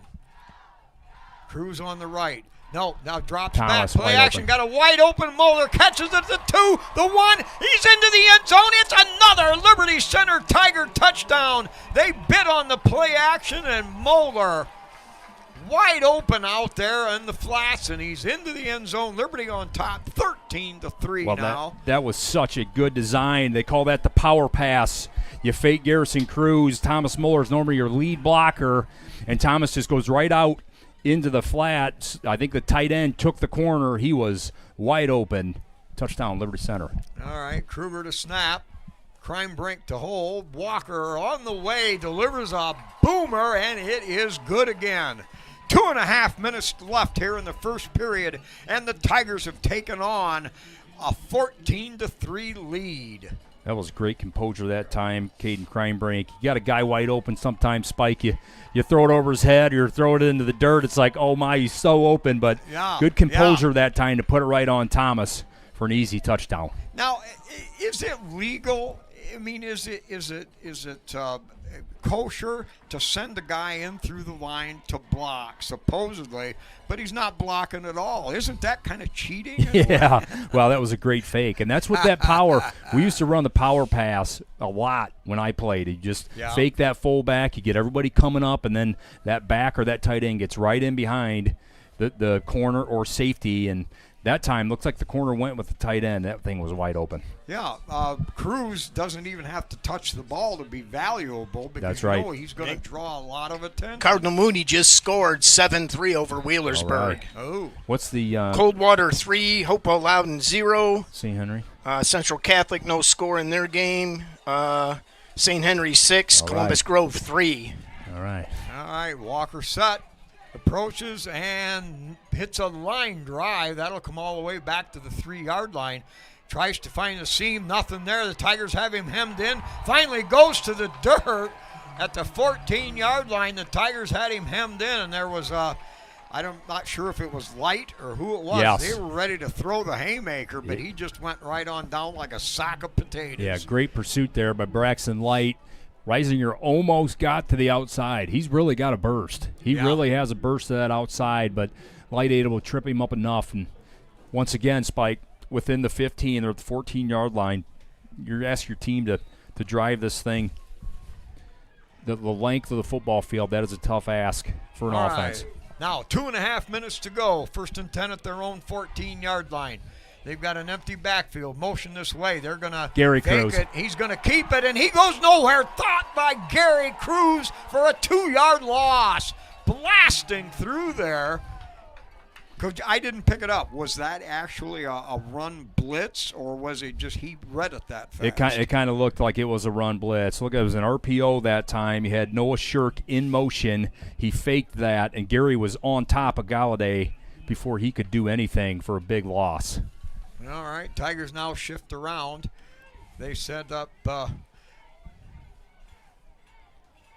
double wideouts to either side. Single setback. Back to throw. Now scrambles. Not Look much at that. there. He's grabbed Spangler. and not going to get away. He was grabbed from behind by one of the big boys. Hunter Spangler that time, Spike. We talk about the ability to rush three. What that means is there's three down linemen, and they're not bringing anybody else, and they're getting home and getting pressure against a five-man line. Yeah. And Hunter Spangler won that time for another sack. Yeah, he actually had to circle the block and come from behind to grab him. Yep. Excellent quickness. Cifuentes. Cifuentes is in there again. Good deal. All right. Now rolling right, has stopped, in pressure. Ooh. Now gets away from that, turns it up, cuts it there, breaks past one tackler. Finally brought down by Walker after a 13-yard gain. That's enough to move the sticks. Boy, we got good pressure again on Galladay. He was able to slip out the backside that time, and he's been able to create some plays with his legs on these breakdown plays. That's been their best offense so far, and that was a good play by Brady Galladay to slip a tackle and kind of get to that outside, and he may be one get of a first the down. best quarterbacks we've seen this year. All right, slow handoff going around the right side. Smith forces him to belly out, and he has to change directions. Now cuts it up, and we'll get positive fumble. Foul on the ground. I think we'll we're on it. See. Boy, the Tigers made him change directions 100%. Ooh. Boy, he got stuck. Wow. That was a big hit. He put it on the deck, was able to get back on it. That shows you some of the athleticism from Noah Shirk. Spike, he goes one way, completely reverses the field. He's done that a lot on film, and he's got some wheels to be able to do it. He's getting up a little gimpy that time. He's not a big guy, but he is tough. And the clock has ran out, so after one period of play, Liberty Center with a drive from their own 35, one from midfield. They took it down court, put it through the hole. They lead it 14-3. All right, let's take a break and hear from our sponsors. This 2025-26 Tiger Sports Live broadcast is brought to you by KK Collision, Meyer Badenhop Insurance, Affinity IT Group, Pisanello's Pizza, Ohio Asphalt Paving, Swanton Welding, Davis Farm Services, Holgate Metal Fab, Gerald Grain, Hill Asphalt, Mason Hill Construction, Engler Auctions, Dental Health Associates of White House in Sylvania, and Fessenden Hardware of Swanton.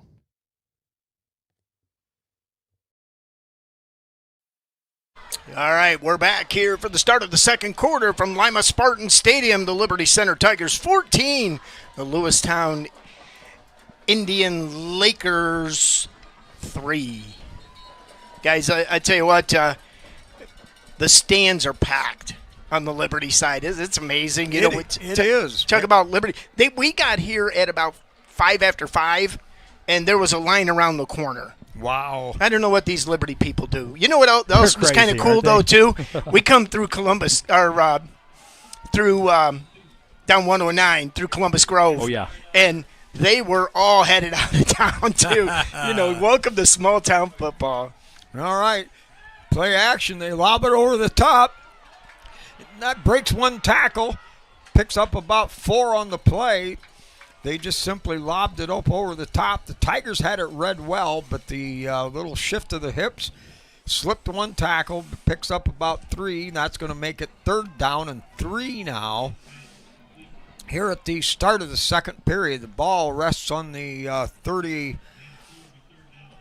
Indian Lake going quick here on 3rd down, Spike. 37-yard line. They've tightened up the formation. They've got 2 wideouts to the short side of the field. The far side, only 1 over here. We've seen as many as 5.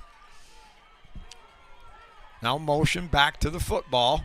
Now rolling this way, has time. Now is under pressure. He's hit. Oh, He's yeah. dropped. Sacarino! Well, I think that was Navarre and Lonzak back in there, Spike. Great initial pressure. Galladay, nothing down the field. He kind of looked back door again. He was looking to kind of sneak out. Boy, Navarre all over that, closed that thing down, and Lonzak was able to corral him in. Big sack on And third you down. can give credit to the defensive backs. You could almost call that That's right. a sack by the secondary in a manner of speaking, because he had no time, or had time but nobody to throw to. Short wobbler, that's going to hit at the 35-yard line, and Liberty Center has to let it take a few bounces.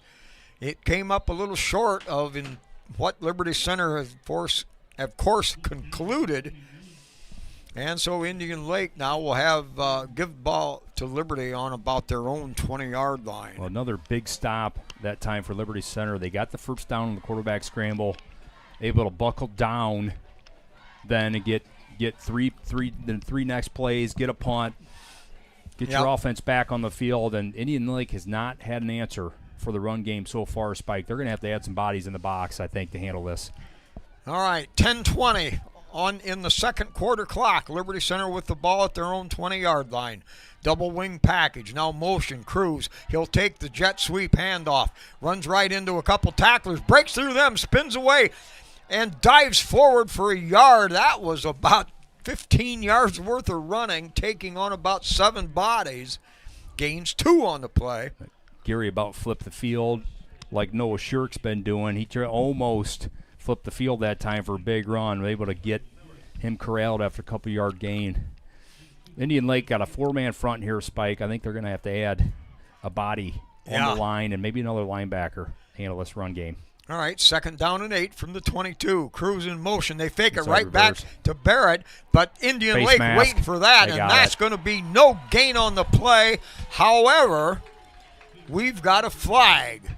One of them stinking rotten, no good yellow flags, I think, is going to be in favor of the Liberty Center Tigers. Well, You say that was a face yeah, mask? they got him on the face mask that time. That was that inside reverse again. Indian Lake was all over it. They had a couple guys kind of waiting on Baxter They were waiting. in the hole. Kind of got bailed out with the face mask that time. Give Liberty 15 and first down. All right. 9:39 in the second quarter clock. Liberty Center leads at 14-3 on 2 successful drives. Now they've got the ball and they've got an empty backfield. Wing back over here, double wide out to either side. Kreinbrink now, motion, coming back to the ball. They pitch it to Cruz. Cruz tries to turn it up. Great upfield blocking. Past one, pounds his way forward, all the way down to the 40-yard line. Yeah, they get Gary on the jet sweep that time.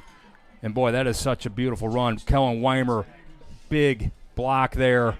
Couple big blocks down the field, and Gary does the rest. Boy, it was like watching 6 destroyers back in the Navy days. 6 destroyers and opening the way, pounding out blocks for Gary the battleship.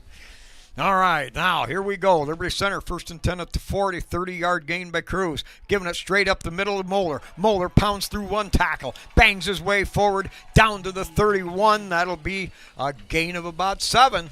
So it looked like that time put Garrison in motion, Spike from the wing position.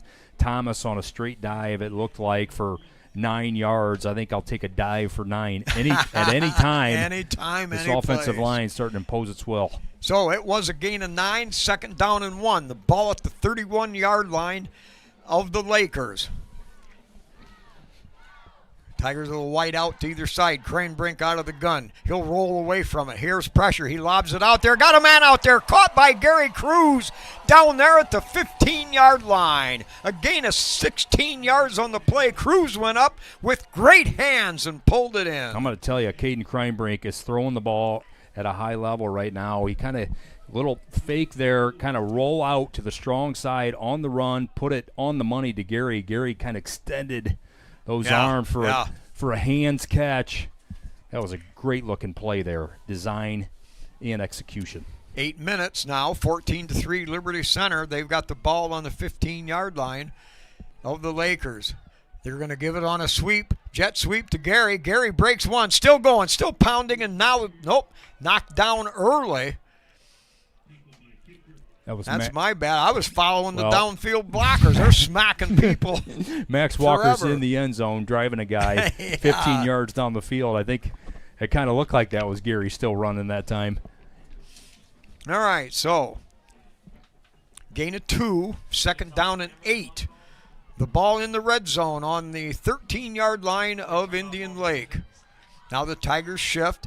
They'll set up now double wing package. White out over here in Gray. Straight drop. Looks for Gray. Throws it lob over the top. Oh, Gray what a catch! Unbelievable. Yes, he did. Hang on to that? That's a Liberty Center Tiger touchdown. I don't believe it. What a catch. That's Sunday afternoon stuff. Da-da-da, da-da-da. I'm telling you, Spike, he put the left hand up, one-handed that thing, brought it back down into the body, defender all over him. What a throw.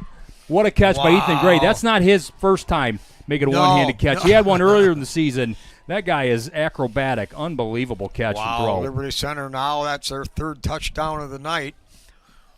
Now the extra point attempt on the way. Good snap, good hold. Kick is up, and it is good. 21-3. Liberty Center has scored on all 3 possessions here in this first half. Man, we continue to talk about the amount of playmakers that Liberty Center has. And Ethan Gray, we probably don't talk about him enough because he doesn't get the ball all the time. But, man, I'm going to tell you right now, play that one back, folks at home, when you get a chance to watch that tonight. Left hand, snag that thing to bring it as he's falling on his back. Defender all over him. Yeah, that's one of the best catches I've seen. I mean, they'll show those things over and over and over again on Saturdays and Sundays on TV. Wow. That was great. You know, Ethan's not the tallest guy, so you throw a 50-50 ball up to him, a fade, and you're like, well, he's not a big leaper. He's not going to go jump over a guy, but his hands and his ability to catch the football is just kind of takes him to the next level. Yep. He, I don't have the stats right in front of me, but approximately on 30 attempts to him this year, he's caught like 25 out of the 30. Now that is some darn good reception material. Wow. I'm telling you right now, he's on my campaign train right now. That play alone, he's at the top of the list. Just keep it coming, Ethan Gray. Outstanding play. All right, so the Tigers to kick off. 7 minutes left here in the first quarter. High end over end comes down at the 8-yard line. Return around to the far sideline. Hit, runs right into a couple of tackles. Snuck breaks one, though. Still going. And works his way up near the 28-yard line. Good initial contact. Is able to break a couple tackles that time on the return and get it almost to the 30. You know, if you're Indian Lake, you've had a couple decent drives, Spike. You've found some success on a few plays. The quarterback scrambling has been somewhat of a problem for Liberty Center so far. So getting the ball to 21 has also worked.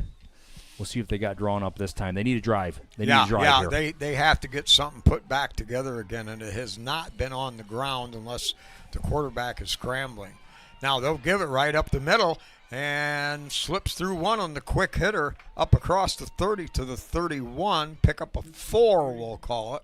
Max Walker, Thomas Moeller from a safety spot, able to corral him after a short game. That's probably their best run from the running back position there tonight on a gain of close to 5. All right, 6.5 minutes to go here, period number 2. Liberty on top, 21-3. Here's the snap, drops back. Here's a blitz. No, gets away from one. Has to get rid of it. Throws it away to safety, out of bounds. But what pressure. They forced him out of the pocket, and then they got there late. Yeah.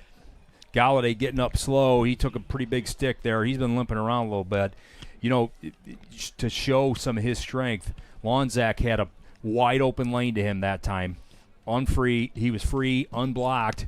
And Galladay was able to shake him off and get free. We don't see that very often. No. Normally, Lonzak's got you in his sights. You're going down.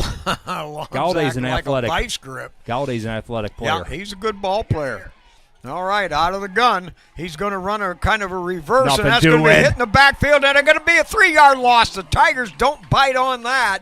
They stay with him on the end sweep, and he's knocked out of there for a couple-yard loss. It'll bring up 4th and 8. Spike, I think they had a trick play that time. They had Reisinger taking the snap. They were going to pitch it to Galladay, and I think he was going to do a flea flicker. But Lonzak was all over that thing, and Reisinger couldn't even make the handoff. Great play there by Jackson Lonzak. He read the play. I gotcha. Wow.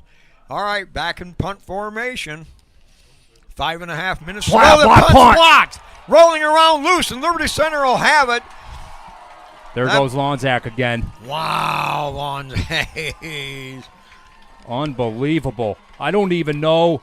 Boy, he caught that one right in the midsection. Normally you get that with their hands, but he looked like he come unblocked. And that was a great effort that time, Jackson Lonzak. Here we go, Liberty Center, another outstanding special teams play on a short field. This is how this Liberty Center team just puts points up so quickly. Yeah, and the punter was not back very deep, and Liberty Center collapsed that offensive line. Indian Lake with a timeout. They got to regroup here, guys. Yeah, that's again, a tough one. Watching the score, Cardinal Mooney and Wheelersburg in the second quarter, 9 minutes left. Cardinal Mooney 7, Wheelersburg 3. It's a battle, dude. Wow. It's a battle, guys. Yeah, the special teams ability of this Liberty Center team. Hey, I do have to say hello to our Canadian Mafia. They sent some of the Mafia-ettes, or Mafia-ette, it's not the lady version, brought us ketchup-flavored Lay's Canadian chips, and we got an authentic Canadian moose, buddy. The moose is loose tonight. Yeah, we want to say hi to Claire. She's at home. Kind of, she's on injured reserve like you, Spike. You know, people, I've gotten text messages. Where's Spike? He's not the same volume he is. He's got a rib thing going on. Yeah, and he's it kind of hurts. He gets louder. It hurts more. You know, when we're in week 15, you play hurt. You got to go, buddy. Yeah, there you go. All right, Tigers with a double wing set with a single setback. Now they hesitate, look to the sideline. Clock wasn't set. 25-second clock wasn't set.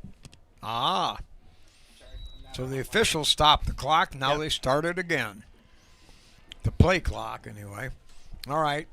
Under center is Kreinbrink. Kreinbrink, hands off, right up to Moeller. Moeller cuts to the outside, back across the green to the inside, and picks up about 9 on the play. Wow, what a run. Yeah, that was a good initial hole that time, and Thomas with the great vision, great cutback. We'll take 9 on first down. You know, Indian Lake, they just don't have an answer for this run game so far. We thought that'd be a problem, and it is a problem. It is a problem. Wow, it is a first down, so a gain of 10 on the play.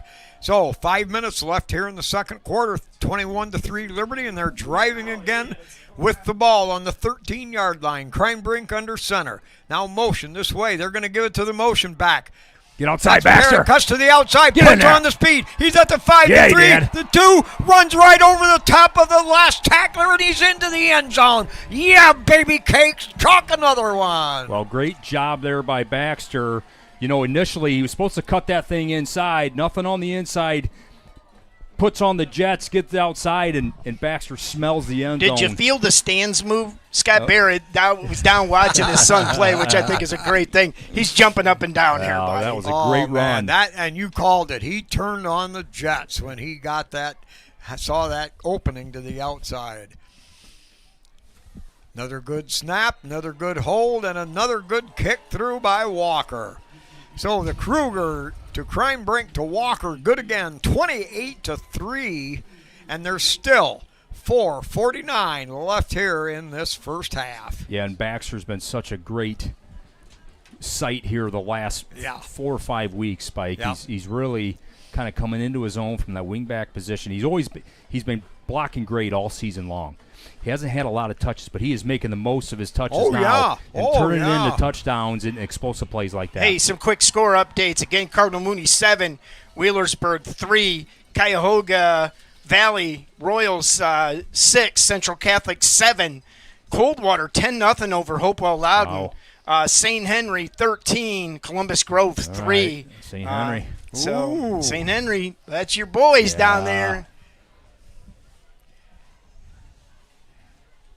Rooting for Josh Whirling there at St. Henry. He's turned that program around, and Well, a lot of good football in Northwest Ohio, man. yeah, You're talking about it's a lot of teams outstanding. in the Especially Final in the Four. MAC down there. I That mean, MAC we could have 4 of the 7 divisions out of Northwest Ohio playing for a state championship. Yeah. And should Liberty Center get there, guys, we will be there. Right on the special teams kickoff. Badenhop, Brady. Brady. Badenhop. Kick, bounces around, finally scooped up there at the 12-yard line. Ooh. Not much there. Oh, The Mason Tigers Smith. enclose on him all over the place. Right. Picked up at the Murdoch 12, on the stopped at initial the hit. 20. Murdoch, unofficially, he is the third leading solo tackler on the team, and all coming from special teams. And he doesn't impressive. start. Yeah. You know? Making the most of Casey, your opportunities. well, and that's what Casey has us. You get reps, you make them the best reps, buddy. Don't worry about how many reps. Just make them the best. Yep. Well, he certainly filled the bill there. Mason Smith on that one too. Well, he's been playing really well the last couple weeks. All right, empty backfield. Quarterback's just going to keep it right up the middle, and he'll He'll pound forward for about 3. But boy, he paid the bill there. Wow, he has been taking some hits, and Thomas Muller had kind of a finishing blow there late. That was a big stick. He is limping around, and I'm telling you, from that quarterback position, you just don't want to take those types of shots because you're expecting that guy to now turn around and throw the football. That's hard to do. Yeah, I can only imagine. All right, back out of the gun. Motion away from the quarterback. Straight drop, 3. Looks under pressure, and he's going to be sacked again. Pow! Loss of 6 on the play. The Tigers simply engulfed that offensive line, blew him away, and jammed him down. Gary Cruz that time looks like he kind of came on a linebacker blitz to bring 4, and he got home. There's just not a lot of time for Brady Galladay. Wow. I mean, if you're not going to have a quick passing game and get it out in 1, 2, 3, it's going to be a long night. You cannot hold the football against this Liberty Center defense. Loss of 5. That makes it 3rd down and 11. 3.5 minutes to go in the first half. Back to throw. Got that slant route over the middle. Caught. Up across the 35-yard line. That's going to be good enough for about 20 yards and a Laker first down. That's a tough route to guard. That's that slant route. It is. That was on the money too. Brady Galladay that time to Reisinger, and that's kind of their number 1 target. Great throw and catch. First down. All right. So the 1st and 10 at their own 37. 3 minutes, 10 seconds left in the first half. Back to throw. Has to scramble. And taken head on. Ooh, big shot there. Wow, Swagger. Walker took a hit from the quarterback. He got shoved back about 3 yards, didn't let go, got help, and they held him to a 4-yard gain. Well, I'll say Brady Galladay is a competitor because he is taking some shots. He's delivering some shots, and he's still playing through it. But, man, that's a tough quarterback right there. All right. 2nd down and 6. 2.5 to go here. Second quarter. Gets rid of it. That's caught upfield near the 50, and that's going to move the sticks. 10-yard gain. It'll be a 1st and 10 at the Tiger 49-yard line for Indian Lake. Galladay, nice little throw that time to number 14. We've seen him on film as well. Gavin Henry, kind of a slot receiver, not a very big kid, but good catcher of the football and very elusive once he catches it. Another first down. All right, double wide out to either side with a flanker. So we've got an empty backfield. Motion coming this way. Now we've got a quick flag. Somebody moved. In fact, was it 2 guys maybe moved at the same time? Well, that's another penalty on first down for Indian Lake. You're going to get a 1st and 15. And yeah, Scott always liked to talk about playing behind the chains or in front of the chains. It's not where you want to be. 2 minutes here. Indian Lake, they really need to drive and a score to stay in this game. All right. Whiteouts to this side. Back to throw. Waits. He's going to throw the home run ball, and that's way over everybody.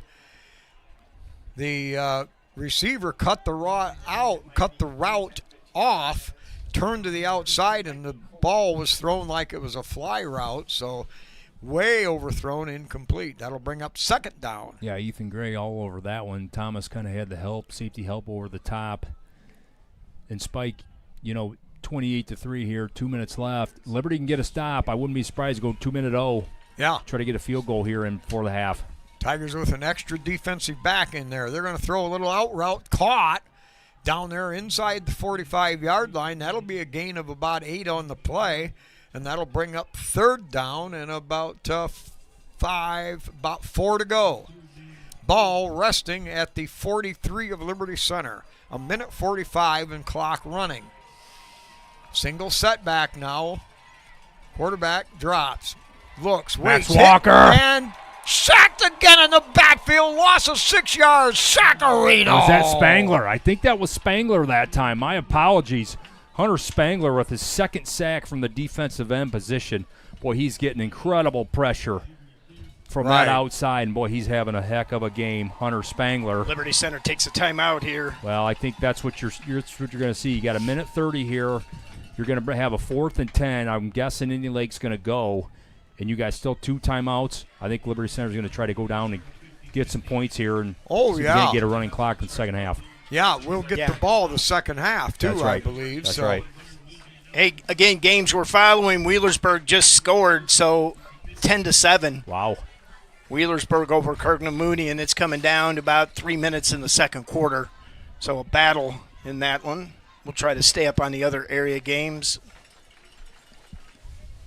Yeah, Mooney's been a perennial football power, and as far as that goes, Wheelersburg, they've had their days in the sun as well. Yeah, well, both of those teams, I've seen some film on both, and regardless of who it is, 2 great football teams that talent all over the place, speed and toughness. They look like they're going to go for it here on 4th down. You got about 4th and 10 here. All right, they've got one wide out wide to either side with a slot back and a single protector. Now motion to the wide side, dropping back to throw.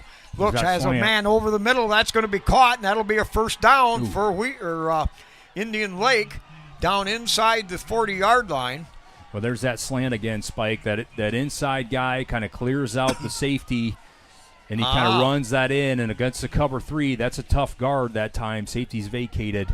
They've had some success on that route right there. All right, 1:14, clock running. Quarterback drops back, looks, now has to scramble. He's going to be hit again. Oh, he got out of it. Got out of one, and they finally bring him down on a delayed effort sack all the way back to the 44. Hunter Spangler got tackled from behind. Hunter's going to get credit for the sack. Weimer initial pressure. I'm telling you, that Galladay is strong, man. I mean, you got to really bring your feet to get that guy to the ground. He kind of got out of the first initial sack, and Hunter cleaned him up. I think that's Hunter's 3rd sack of the night. I think it is. Boy, he is having a whale of a game so far. Wow, we've got a timeout on the field. Are you campaigning again? Well, the driver of the train here, dude? We're putting check marks on here. I just mental notes on. You get a Man of Steel, and you get a Man of Steel. You know, I'm going to give the Man of Steel to Spike tonight. Yeah, absolutely, you should. Coming out of the dungeon. Guy, broken ribs and all. He's just showing up. Bad sense of direction. Yeah, a good God was the only thing to save the day there. Believe you me, hey, while we got a break, St. Henry 13, Columbus Grove 3, Cuyahoga 14, Central Catholic 7. Wow. Coldwater 10, Hopewell Loudon 0, and again Wheelersburg 10, Cardinal Mooney 7. 28-3 here in Spartan Stadium. The Liberty Center Tigers over the Indian Lake Lakers. All right, 2nd down and 17. The ball back at Liberty Center's 43-yard line. 43 yards to score with 1:06. Tigers show a 3-man front. Drops back to throw. Has time. Throws that little dink screen Great pass tackle. out there. And tackled right away, I believe, by Max Walker. Yep, Max closed the door on that, and that makes the clock continue to run. Very valuable. A little dump off that time. Great job by Max to break down and make that tackle. Get him to the ground. 3rd down and 5 now, or 3rd down and 12, excuse me. Back to throw. Spangler with pressure. Throws over the middle. Caught on another slant. Works off a screen block and into the end zone. It's a Indian Lake touchdown. Indian Lake touchdown. Well, Gavin Henry that time, Spike, kind of came on that slant again. Got a couple of our defenders crossed up. Yeah. Made another one miss, and he was off to the races. That's a big touchdown for Indian Lake there right before the half. Keep them in this football game. And Liberty will get the ball at halftime. Okay. All right, they score with 34 seconds to go, and they're going to line up for the extra point kick. 28-9. Good snap, good hold, kick on the way. Great effort from Isaiah Badenhop flying through from that far defensive end side. Nearly got a hand on it, but good. So 28-10 with 34 seconds left in the half. Okay, I believe that is the first touchdown scored in the playoffs on our first unit. Wow, that could very well be. Liberty Benton scored on after the third quarter, fourth quarter. Okay. Genoa did not score. Oak Harbor did not score. Okay. Well, Brady Galladay that time, man, that was another good throw. Oh, yeah. He's only a junior, this quarterback for Indian Lake. He's a good-looking player. I'm telling you, the way he runs it and the way he throws it, guy's got a bright future ahead of him. And well, Indian Lake's got a great man. This team is competing. The coach down there putting together a great program after some devastating circumstances in the community, and they're rallying around them. It's pretty cool. All right, now Liberty Center with 34 seconds, and they work on that 4-minute offense, 2-minute offense all the time. They work on a 34-second offense. Yeah, you got 2 timeouts. Have, yeah. All right, we'll see what we can get on the return. Here's the kick. High, long kick. That's going to go everybody's head and all the way through the end zone, out the other end. It'll come out to the 20. Well, Jiggs, Liberty does have that 80-yard 0-1 trap. Oh, that's right. We've seen it many times. Matt Orr most recently over at Bryan. I'll never forget that play right before the half. Yeah. Man, that was pretty crazy. But you're right. The playbook is still wide open because we have explosive plays from the run game and the pass game. So I would not could be Jackson Lonzak time. Great place to showcase something. And you got Badenhop wide or Gray. All right, a wide out to either side, a wing to either side. Kreinbink dropping back, rolling right. In trouble and still on his feet, breaks a tackle, pounds through another one, picks up 9 on the play. But the clock stops now at 25 seconds left. Tigers use their second timeout. Okay, looks like Casey will try to drive this thing down and put some points up. And it's a long chore here for them to pull it off. But just the fact that they're running it in a game that means something. Right. You never know. Yeah, you might need this experience. Well, Max Walker, he hit a 43-yarder last week. Capable leg. It's always nice to give your place kicker a chance at a long one because you just never know when you're really going to need it. Yeah, what was that, a 45-yarder maybe? I think it was 43 last week? 43. Okay. Max. It would have been good from probably about 47. Yeah, he's got one heck of a leg, and we know what he does on offense and defense. All right, skilled position people. We've got Gray out there, number 2, Badenhop, number 7, as designated wideouts. You've got Lonzak lined up as a wideout on the far side with trip receivers over here. You got Lonzak by yourself, short side. I'd fade him up. Kreinbrink, straight drop, has time, throws it over the middle, and it's Great caught throw. up there by Lonzak across the 50 down to the 45. Liberty Center is going to come up and chuck the ball. They practice even that. Spike it. Good. All right, now the ball's at the 45-yard line. Lonzak downfield used his body to screen the defender and then pulled it in like a gargantuan. Well, that's a deep slant that time, Spike. We don't see that play a lot, but he had single coverage at the top. I said fade him up. That's running deep, but, boy, that was just a deep kind of slant in, and what a great throw by Caden Kreinbrink. Put it right on the money. Good catch. All right, 15 seconds left. left. We're in business here. Still one ball timeout. At the Lake Indian Lake 45-yard line. Lonzak spread out wide to the far side. Trip receivers over here. Single setback. Now Kreinbrink rolling to left to his strong side. Lofts it out there. Got a man out there. Gary goes up with one hand. It was too close to the sideline. Gary couldn't get enough on it to pull it in. It'll be incomplete. 10 seconds left here in this first half. You probably got to play, and you got the timeout. So if you can get, what do you think here? Probably 15 yards. That would set up a 47. See, down to the 25 and make it a 42. So I think we got to aim for the 25-yard line. We need 20 yards. And then you got to get a quick TO. In 9.8. Kreinbrink back to throw. Looks, has to scramble. Got to hold. And he's going to be brought down from behind. He tried desperately to wait to find a receiver. None was there. And a flag on the play.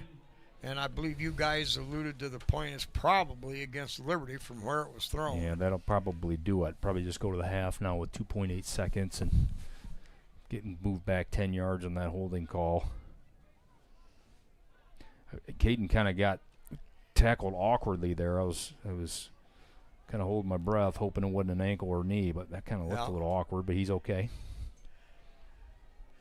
Well, now here's something you put out there to showcase for next week's ball game. Or just let you know what, Kreinbrink can chuck at 60. Yeah. Let's throw a 50-50 ball spike. I think they're yeah, okay. Okay, the clock did run out. All right, well, at the end of the first half, the Liberty Center scores on 4 out of their 5 possessions. They lead it 28-10 over the Indian Lake Lakers. All right, we'll be back after this halftime break.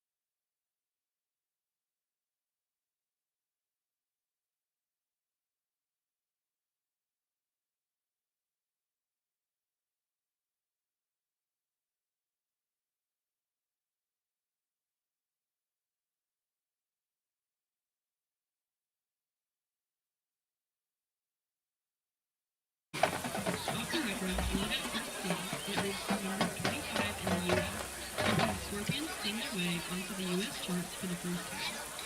VH1 named the song the 18th greatest hard rock song of all time in 2009. Hold on to your seat as the band rocks you like a hurricane. Drum Major Carly Orbeck, is your band ready?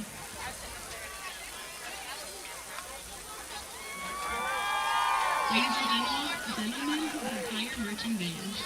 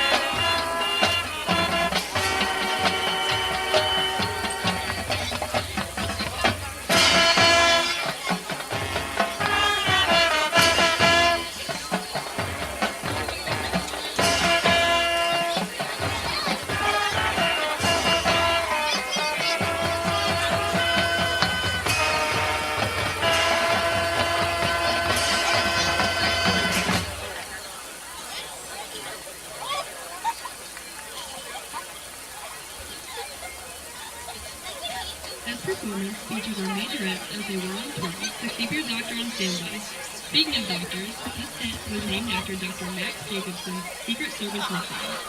Released in 1989, the hit peaked at number 1 on the Billboard 200 and spent a total of 109 weeks on the chart. It also helped Motley Crue spice the competition, winning them the Best Hard Rock and Heavy Metal Album of the Year. He's the one you call Dr. Feelgood.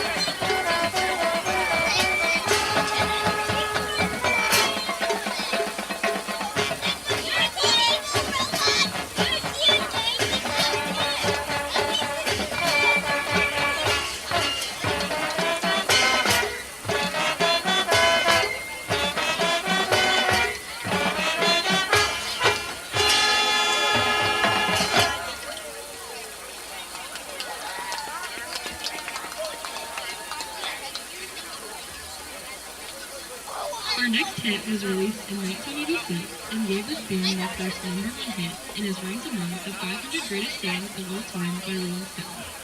Bon Jovi sings about 2 kids facing life struggles. Tommy used to work on the docks and Gina works in the dynamite all day, and they are living on a prayer.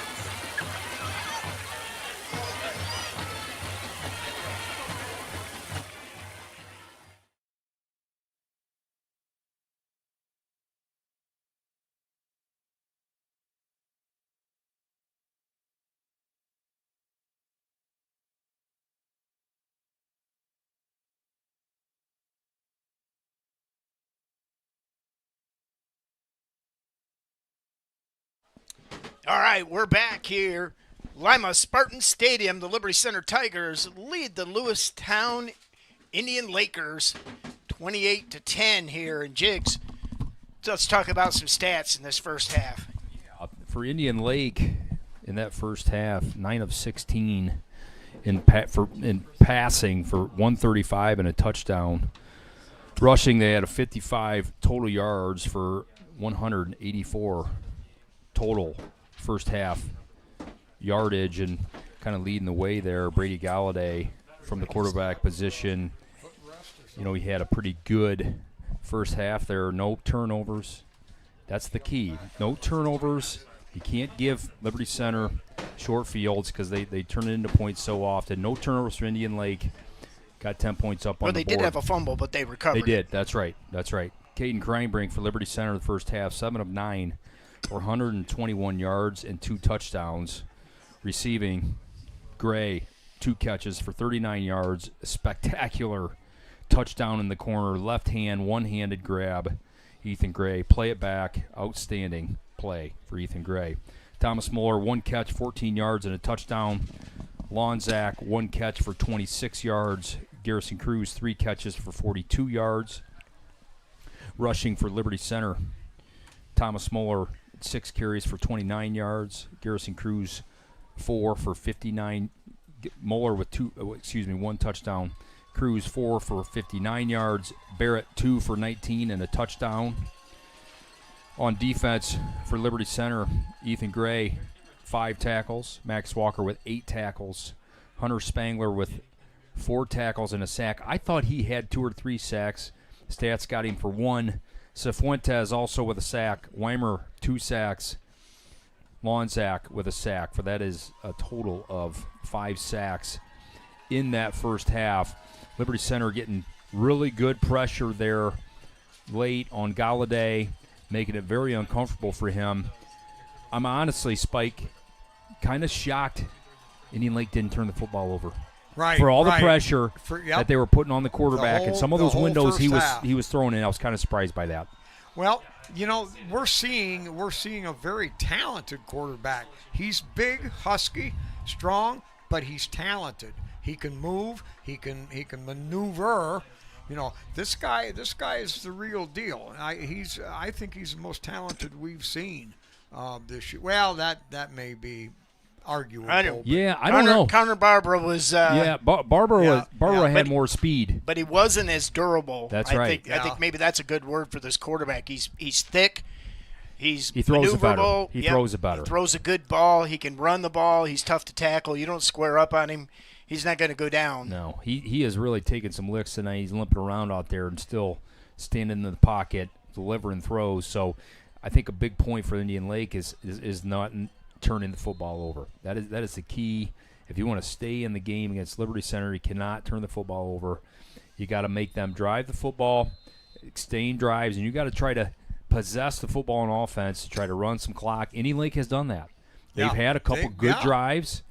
They got the field goal in that first drive, and then that drive right before the half, able to put that in for 7. And, Liberty Center obviously getting the ball here coming out of the second half first. Now, Liberty has scored on every possession. Is that correct? Not the last one there, well, right before the half. Last. Yeah. At 43 seconds, I'm not really calling that. There's been no punts. There's been no punts. That's right. In this run game for Liberty Center, I think it starts right there, and it's been pretty dominant so far in this game. Offensive line is really winning up front. There's big holes for every single back, and Caden Kreinbrink's been really efficient, 7 of 9 for 121, 2 touchdowns. We saw how efficient he was last week, and he was nearly perfect. He hasn't been too bad tonight 8 of 11, either. 145, and it could have been better. 7 of 9, and really some throws down the field. They had a nice throw down the field to Garrison Cruz on a crossing route. Had a slant to Jackson Lonzak. So I like the way this Liberty Center offense is been playing. I think a little bit maybe of a breakdown on that touchdown for Indian Lake and that secondary. Pretty good route there. Well, it was a great route, and they also had another receiver who came across, and it was legal, but he had a good block too in that, with our defenders coming together, and he threw a nice, it was almost a screen block, and it was set up well. This is a good football team. Now 28-10, hey, fine, we're sitting good. Yeah, we are sitting good, but we got a half to play. One turnover in the wrong place, a breakaway run of 50 yards gets called back, and they break another big play, and they're right in the game. That's so right. We can never count the old story about counting your chickens. Well, and Spike, I've worried a little bit about Liberty Center in playing four-quarter football games. Didn't play four quarters last week. Didn't really have to play four quarters against Liberty Benton or Oak Harbor. This goes four quarters and the starters have to go in. I think that's probably a good thing for Liberty Center. I agree. Because we're going to have a four-quarter game. Good point. If we happen to get by this one, there will be a four-quarter game next week in Canton. I guarantee you that. Yeah. Because there's two good football teams that are vying for the state championship there in the other two regions, and whether it's Wheelersburg or Mooney, two very capable football teams and very talented football teams next week. Yeah, we had the week off to start the playoffs, and then we've had 2 out of the 3 were, we had them well in hand early, and all 3 really, but yeah, this is right. This grabs the attention of the kids. This really gets them thinking. Now, this week has been good practice, but you could just see that this is just what the doctor ordered. Yep. A tightened up game slightly, and now Liberty Center. We'll see how we come out here in the second half.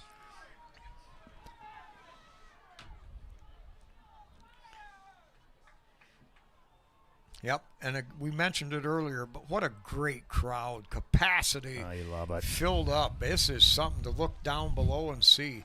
And a good crowd from Indian Lake as far as that goes. Do.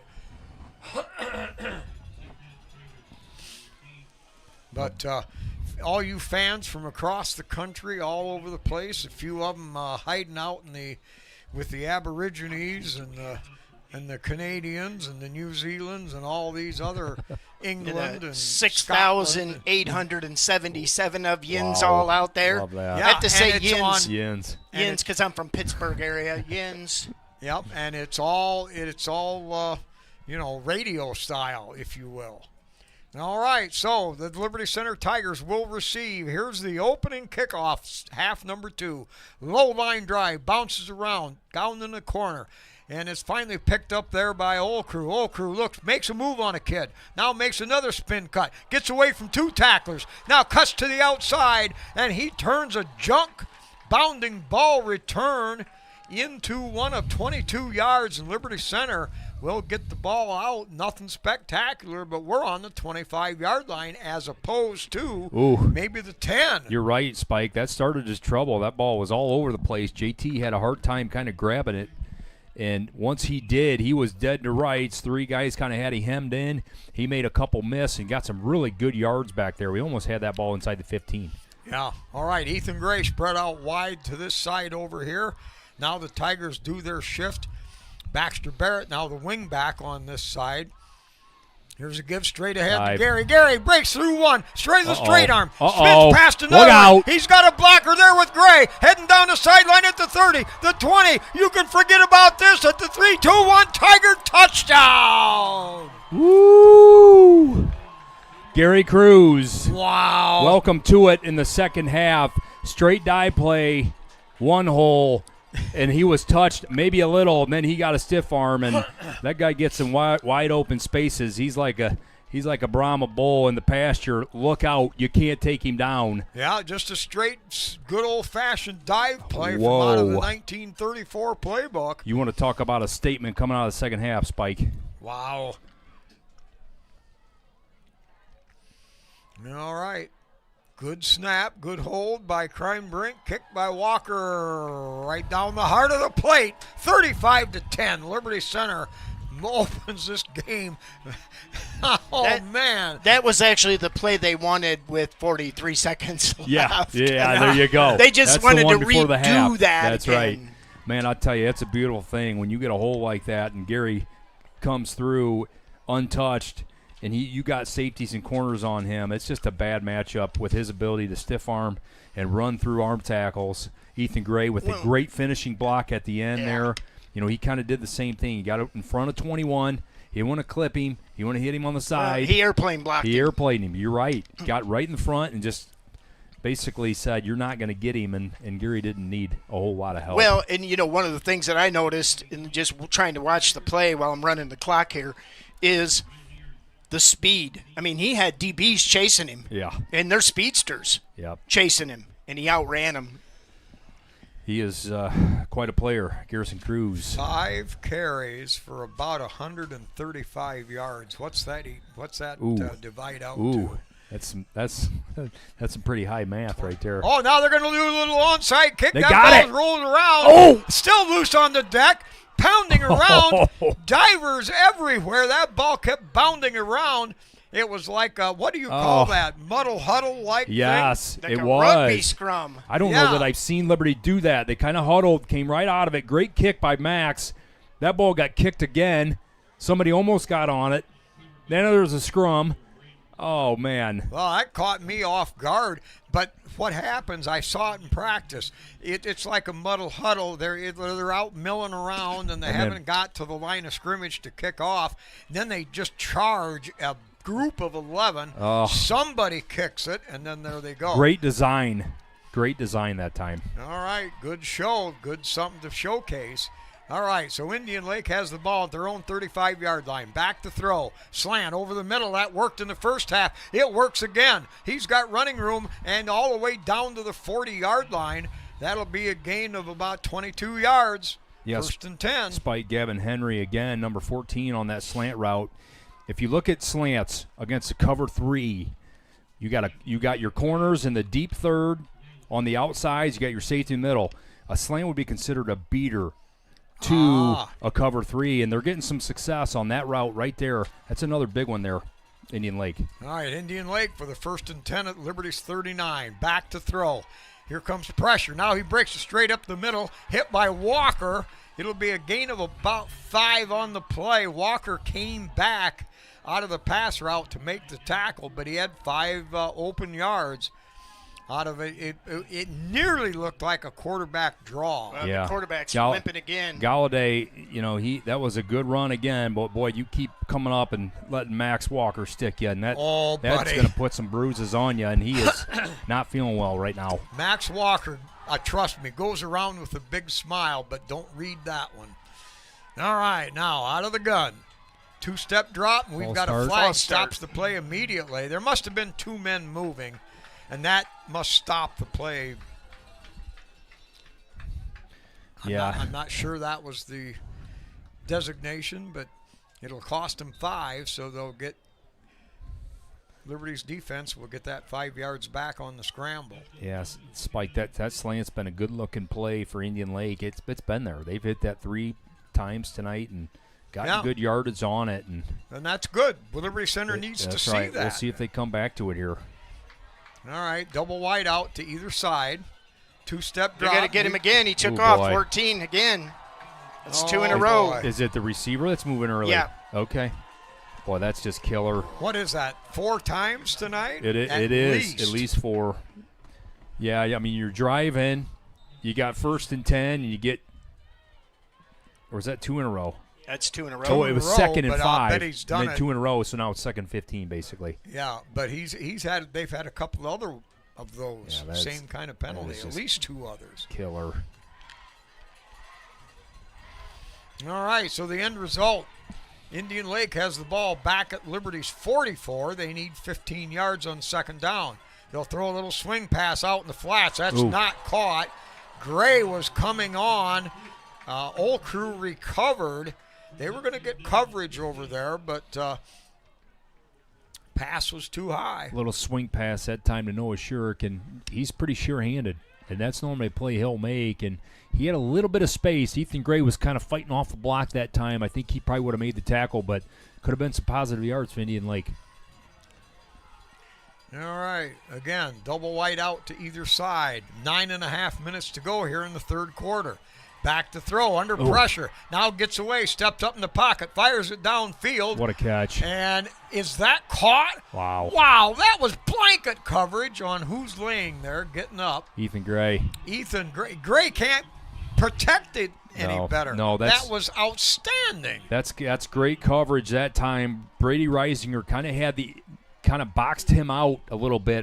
It was almost like a deep slant again, or almost a post route spike. Yeah. And that play's been working here tonight, and what a throw Brady Galladay to put it on him. Ethan Gray all over his back, but boy, that was in a tight window. 35-yard gain. Now they've got the ball on Liberty Center's inside the 10-yard line. We're going to have it marked on, I think, around the 6 or 7. So first and goal there. Now they're going to give it off that left side. Not much running room there, nothing at all, and no gain, a loss on the play. Got Walker underneath there, and I think Garrison Cruz as well. Not a lot of room up the middle on these run plays tonight, and you got those linebackers flowing. That is a tough place to live, is inside those guards. All Not right. a lot of space in there. Loss of 2. That'll make a second goal now on the 8-yard line of the Tigers. Out of the gun with a single protector. He'll roll right. He's got time to throw. Oh, he had That pump fakes. Now dishes it. Big hit there. Can't get rid of it, and finally has to tuck it under. He'll get down to the 7, and a late That flag flag comes in. Well, Max Walker again meeting Brady Galladay in the hole. Great form tackle that time. Max grabbed both legs, picked him up, dumped him. We're going to get a hold as well.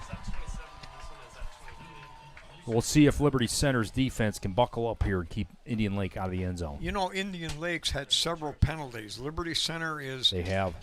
nearly penalty-free. I'm not sure. I think you're right. I don't think they have a penalty And tonight. sometimes that's the difference in a ball game. Absolutely. Is the execution. Yeah, and they got to be Indian Lake off the check, but they got to be close to 35, 40 yards in penalties tonight. Wow.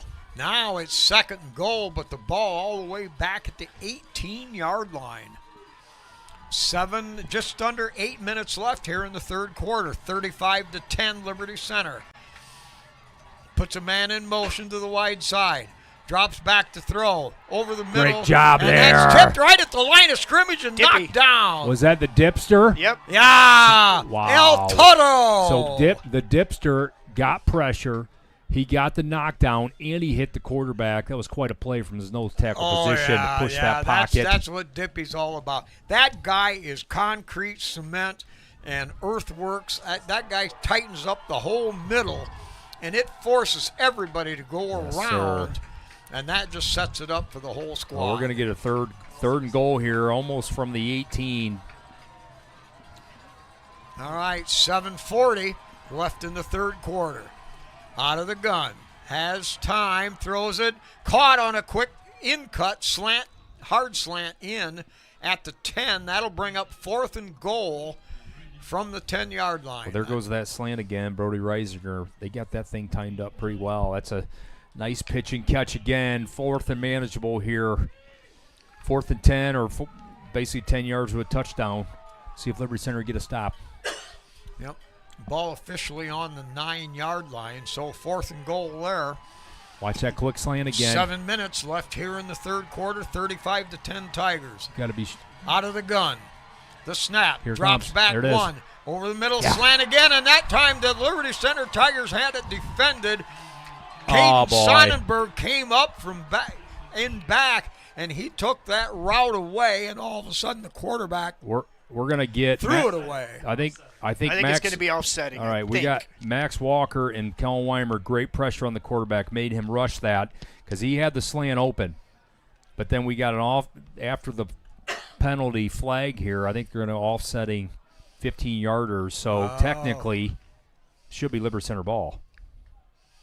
Now was that no. No.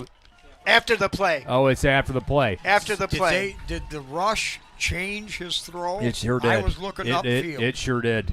I think Walker stuck him, and Yep. Weimer was there as well, but pressure on the quarterback, he couldn't really. He had to rush that thing. Okay, so not really sure half the distance to the goal here. Yeah, must have been. So 35-10, 7 minutes left here, third quarter. Liberty Center get the ball back. That's a big stop. You know, Indian Lake was driving. They had some of those slants going. What a great stop there by Liberty. Yeah, and it's good experience for Liberty Center to stop them in the clutch. A meaningful game, a meaningful time in the game. All right. Kreinbrink, hand off on a power sweep coming this way. Moeller goes over the top, carries one tackler, goes over two, pounds his way up across the 10 to the 12-yard line, gain of 7. Well, great play that time on the trap, and Henry Fitzenreiter had the corner number 5 on skates. 20 yards down the field trying to make that last block. Spangler had somebody out about the 20-yard line. This offensive line, man, they don't stop after their initial block. They're looking to get down the field and get their second block. All right. Bachman a tackle on the far side. Nope, that ain't Bachman. Bachman's out. Or I mean Bachman, I mean Clapp. My bad. Give straight ahead on a dive, taking on the tackler, and I believe we muscled our way that last yard and picked up the first 10. Yeah, my point was that Clapp has stepped in and done a nice job tonight. Next man up, and we don't lose a thing. Yeah, that dive's been a pretty effective play again tonight. Spike, really all season. Thomas Moore runs that thing so well, and nice little first down run that time. He's the king of execution. Well, Liberty's just going to grind a drive out here. Wouldn't be a bad idea. All right, Moeller on the far side. They give it straight ahead to Cruz. Cruz great jumps cut there. over Moeller. Hurdled the Cruz, guy. I had it right. Oh, man. Look at the guy go. He drops over 2 tacklers, leaps over another one, straight arms another one, and pounds his way forward for 13 yards and a Tiger first down. That was wow. That was 12 yards of superhuman effort. Yeah, he got hit at the line, broke the tackle, hurdled a guy, broke 2 or 3 more, carried a guy. Well, that's kind of what we're used to seeing from Garrison Cruz, just forceful runs, running people over. Cruz averaging about 28 yards a carry tonight so far. All right, Tigers in a double wing set. Cruz in motion. Now they're getting a little inside reverse. That's to Barrett. Barrett will fleet wing his way forward for about 7 yards. Good job to read the play, cut up inside quickly, and take advantage of the hole. And Barrett's made a couple of those good adjustments to that tonight. Yeah, that hole's been kind of missing. Sometimes it's inside, sometimes it's outside. Good job by Baxter that time. Keep it inside. All right. They're going to run a power sweep to the right side. He gone. And Cruz kicks it to the outside. Right, grabbed there by 11, and it'll be a gain of about 25 yards down inside the 45-yard line of the Lakers. I'm going to tell you, Reed Strayer, number 11 for Indian Lake, that's a great effort. Normally, Garrison gets a corner on the outside. He's stiff-arming them and going to the distance. He paid the price for it. Yeah, Reed was able to make that tackle. He is down. Hopefully he's okay. But all right, well, we got an injury timeout. Let's bring you some scores real quick. We'll go through that. Wheelersburg 13, Cardinal Mooney 7, Cuyahoga Falls 14, Central Catholic 7, St. Henry now 16-10 over Columbus Grove, and Coldwater 18-6 over Hopewell Loudon. So there's our area scores and the scores that we're concerned about. And for what it's worth, Columbus Grove starts the season, I think, with 3 losses. Oh, yeah, they lost to Patrick Henry. Yep.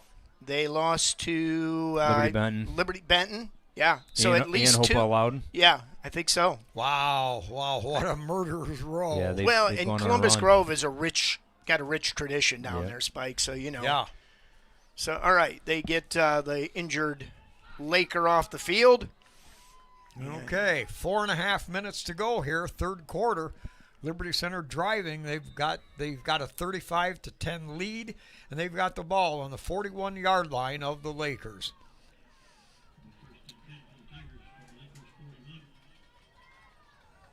Double wing package with a single setback, wide out to this side in gray. Now motion this way. They're going to give it on a dive to Mulder. Mulder still pounding and driving, picking up the heels, jagging and jogging the hips, twisting and spins his way down for about another, they're going to call it a first down. They gave it to 11. Another great play. Thomas inside. I couldn't tell if that was a dive or a trap that time. He's kind of in that fullback position. Gary's getting a breather. This offensive line posing its will. All right, Moeller on the right. I believe it's Orth on the left. Give them, no, straight drop on play action. Has time, has to scramble out of there. Breaks a tackle, Kreinbrink.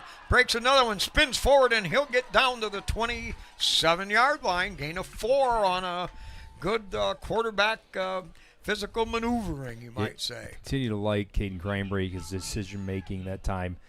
Didn't get the first read, second read not open. Had 3 or 4 guys kind of on him, broke a tackle, able to get 4 yards on that. That's a great decision from a quarterback that's not turning the football over right now. He's making great decisions, both passing and when he needs to tuck it and run it.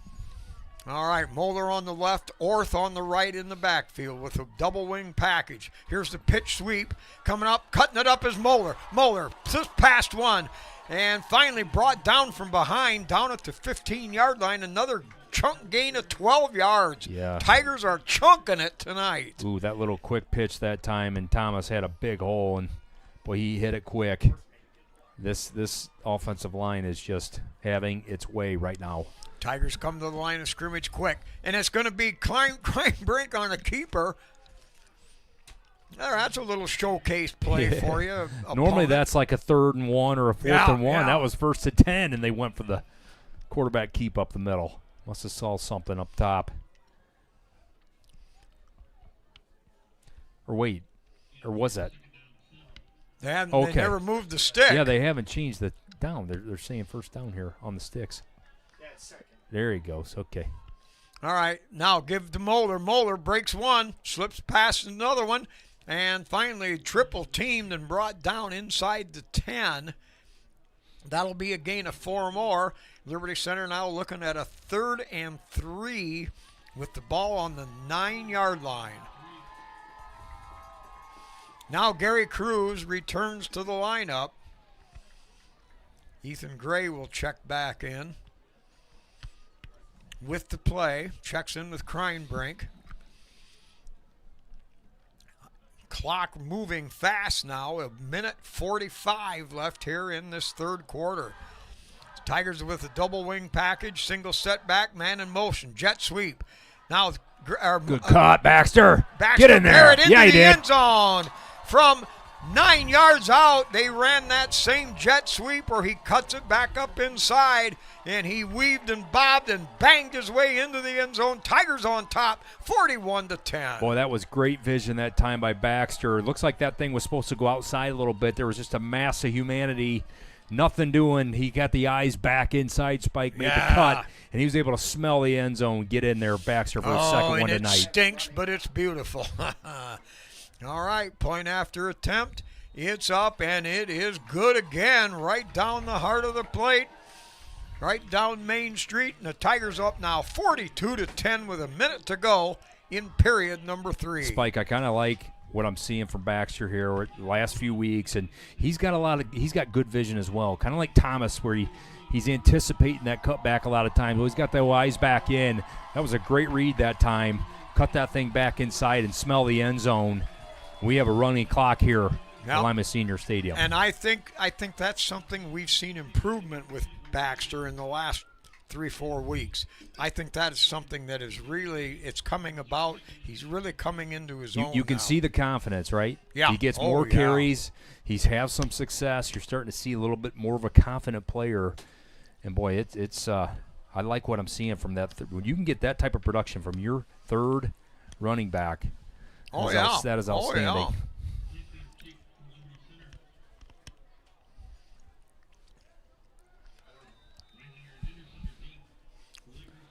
Well, they faked that muddle huddle. They attacked the football and then stopped. Well, they showed it once. That'll be in the playbooks of all the coaches in the state now after that.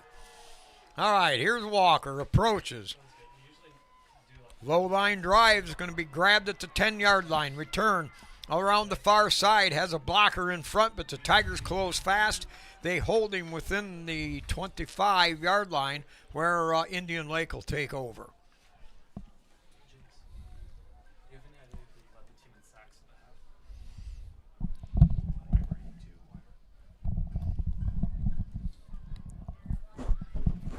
So the running clock now is going to wind down. Indian Lake may be able to get a play off. Yeah, this thing's going to go quick from here on out.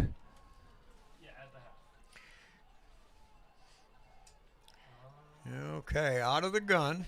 Straight drop, has time, throws that little quick out, broken tackle, and he'll manage to get out of bounds.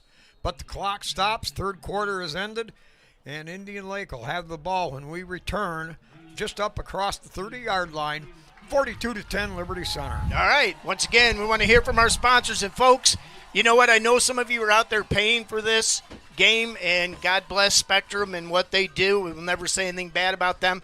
But you get our games for free, and it's because of these sponsors. So we appreciate them. Yes, we Thank do. them very much. This 2025-26 Tiger Sports Live broadcast is brought to you by KK Collision, Meyer Badenhop Insurance, Affinity IT Group, Pisanello's Pizza, Ohio Asphalt Paving, Swanton Welding, Davis Farm Services, Holgate Metal Fab, Gerald Grain, Hill Asphalt, Mason Hill Construction, Engler Auctions, Dental Health Associates of White House in Sylvania, and Fessenden Hardware of Swanton.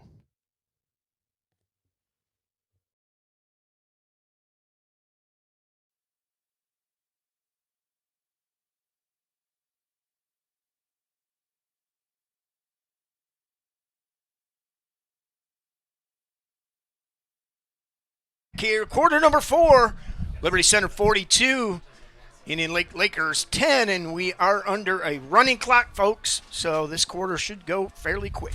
All right, Indian Lake going from right to left on your so-called radio dial. And you will see this after 10 p.m. tonight on our Love it. YouTube channel.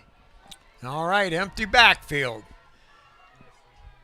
Low snap, bends down, picks it up, got a man open over there across the 40-yard line. That'll be a gain of about 8, and a Laker first down up to the 42. There's Reisinger again. It's a good-looking player, man. Only a junior. Well, that quarterback running or receiver combination is going to be pretty nasty next year for Indian Lake. Oh, yeah, I wouldn't be surprised we'll see him again in the playoffs. All right, low snap, now rolling right. Tigers now with pressure. Ooh, gets stuck. rid of it, and it's just overthrown. Wow. That quarterback is taking a beating. He's a he- tough kid. Yeah, I'll Schweiger. tell you El what. Toto in there. Deegan Schwager. Schwager in there. Navarre. it And was Navarre, number 56 in there. Boy, they had him whoppered. It was a meeting at the quarterback for your 3 defensive linemen, and they Yeah. all got a little piece that time. And Yeah, man, when I tell you, all three down give linemen Galladay are- an ice bath after this game. He has taken some shots.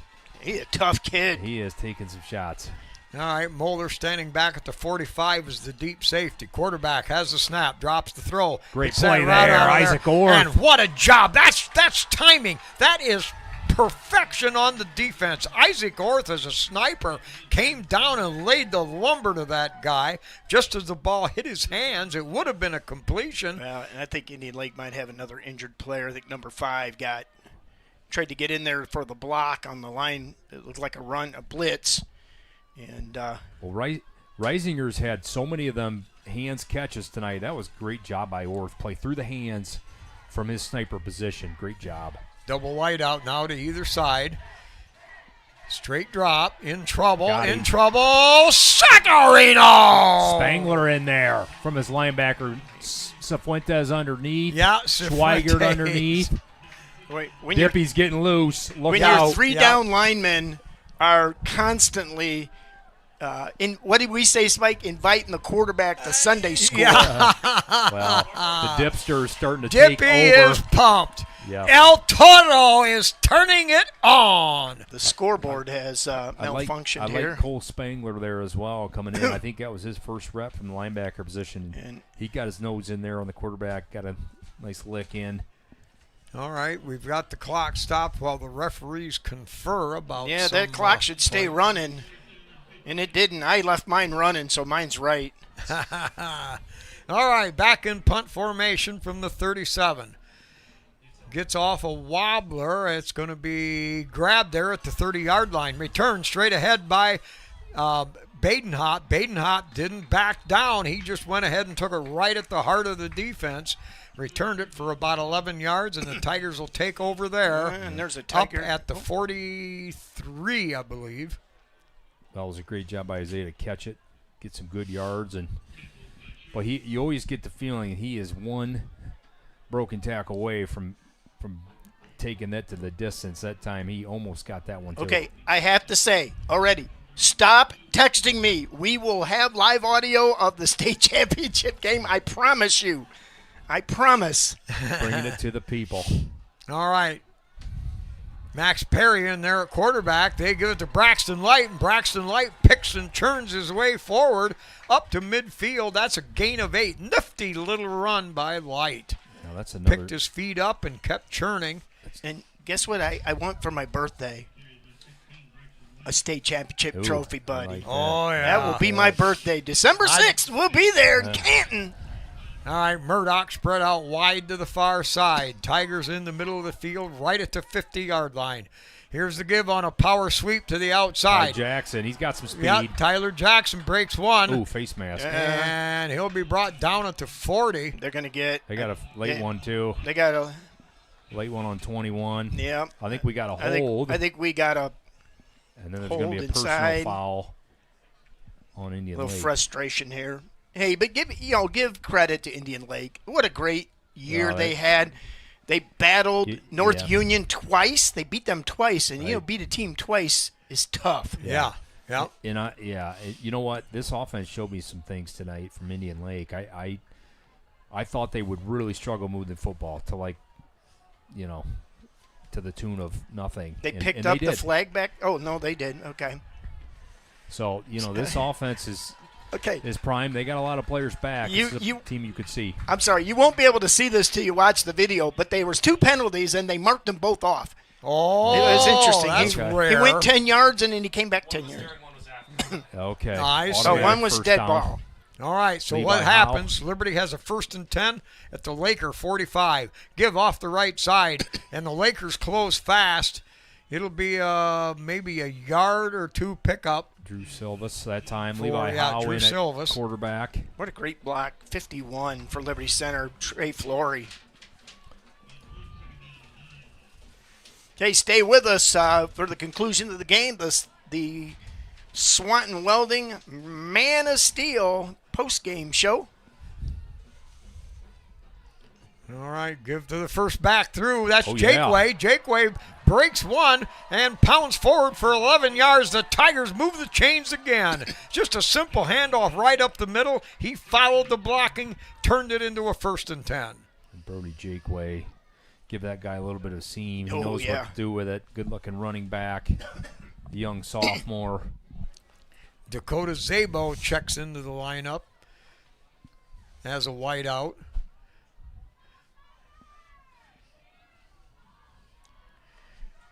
Tigers with a wing left set, dive play straight up the middle, but that time Indian Lake there met that, knocked it down for no gain.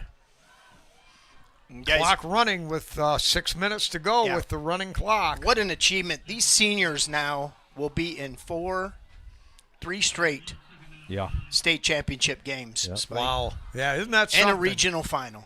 To make it to state finals 3 years consecutive in a row. years. 3 consecutive I believe I read years. today they're the only NWOL team to ever do that. Okay. Tigers have a double wing package. Motion is Cole Spangler. He'll spin off one and twist and pound his way forward, backwards for about 3 more. Twisted sideways and kept driving those legs. So it's a 3rd and 6 for the Tigers. 5 minutes left in the game with a running clock.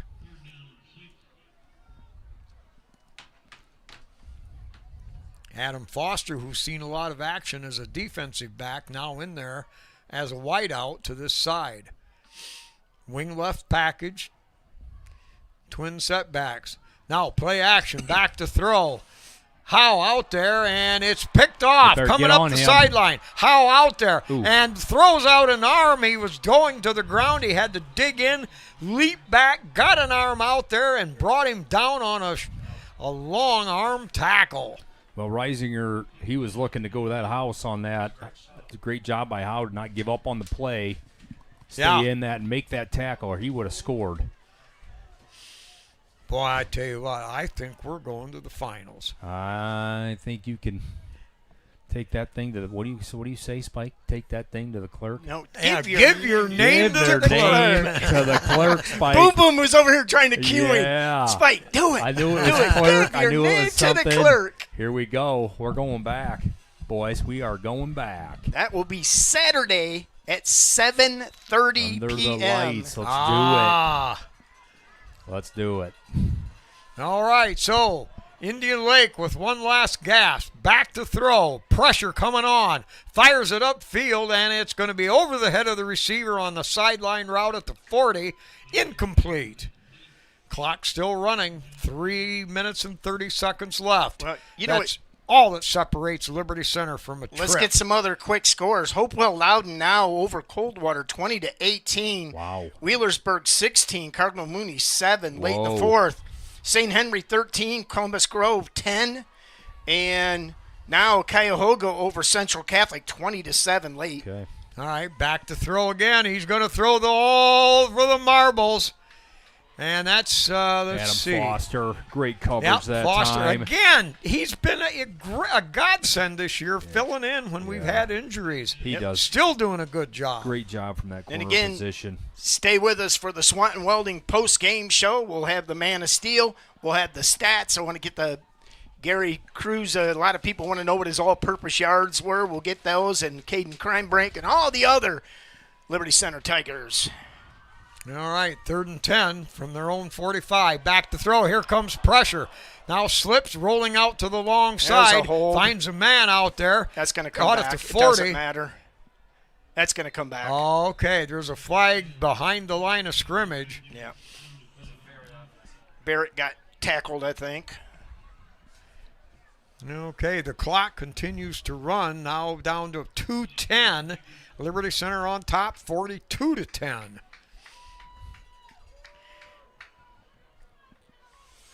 Tell you what, though, hats off to the Indian Lake quarterback. Man, he took a beating today, stayed in there, tough kid. Man, Yeah, I tell you what, you're going to hear from these guys again next year. well, They were affected. Now they know what it's all about to Yeah. get into the big time. They'll Well, understand. and wasn't it a cool story? We saw it on social media, their coach. This was his thing, coach and practice on Thanksgiving. Yeah, yeah. So, cool story. Yep. Cool story. All right. Minute and a half left. Back to throw. Has time. Now has to throw it, dump it to the underneath guy. And the Tigers swarm on him. Great job to converge on the wide open receiver who was underneath the mess. And the Tigers hold him in. Maybe a face mask there. I think. Yeah, Oh, something. we got in. another flag. there. Or a hold, one of the two. Nope, going to be a face mask. That'll give Indian personal foul. Clock continues to relentlessly move and count down to the zeros. We're under a minute now. Here we go. And Indian Lake will have the ball down on Liberty Center's 43-yard line. They're going to have to hurry. They've got time for a couple plays with that clock running. No desperate move here, but they do line up and get the snap off with 40 seconds.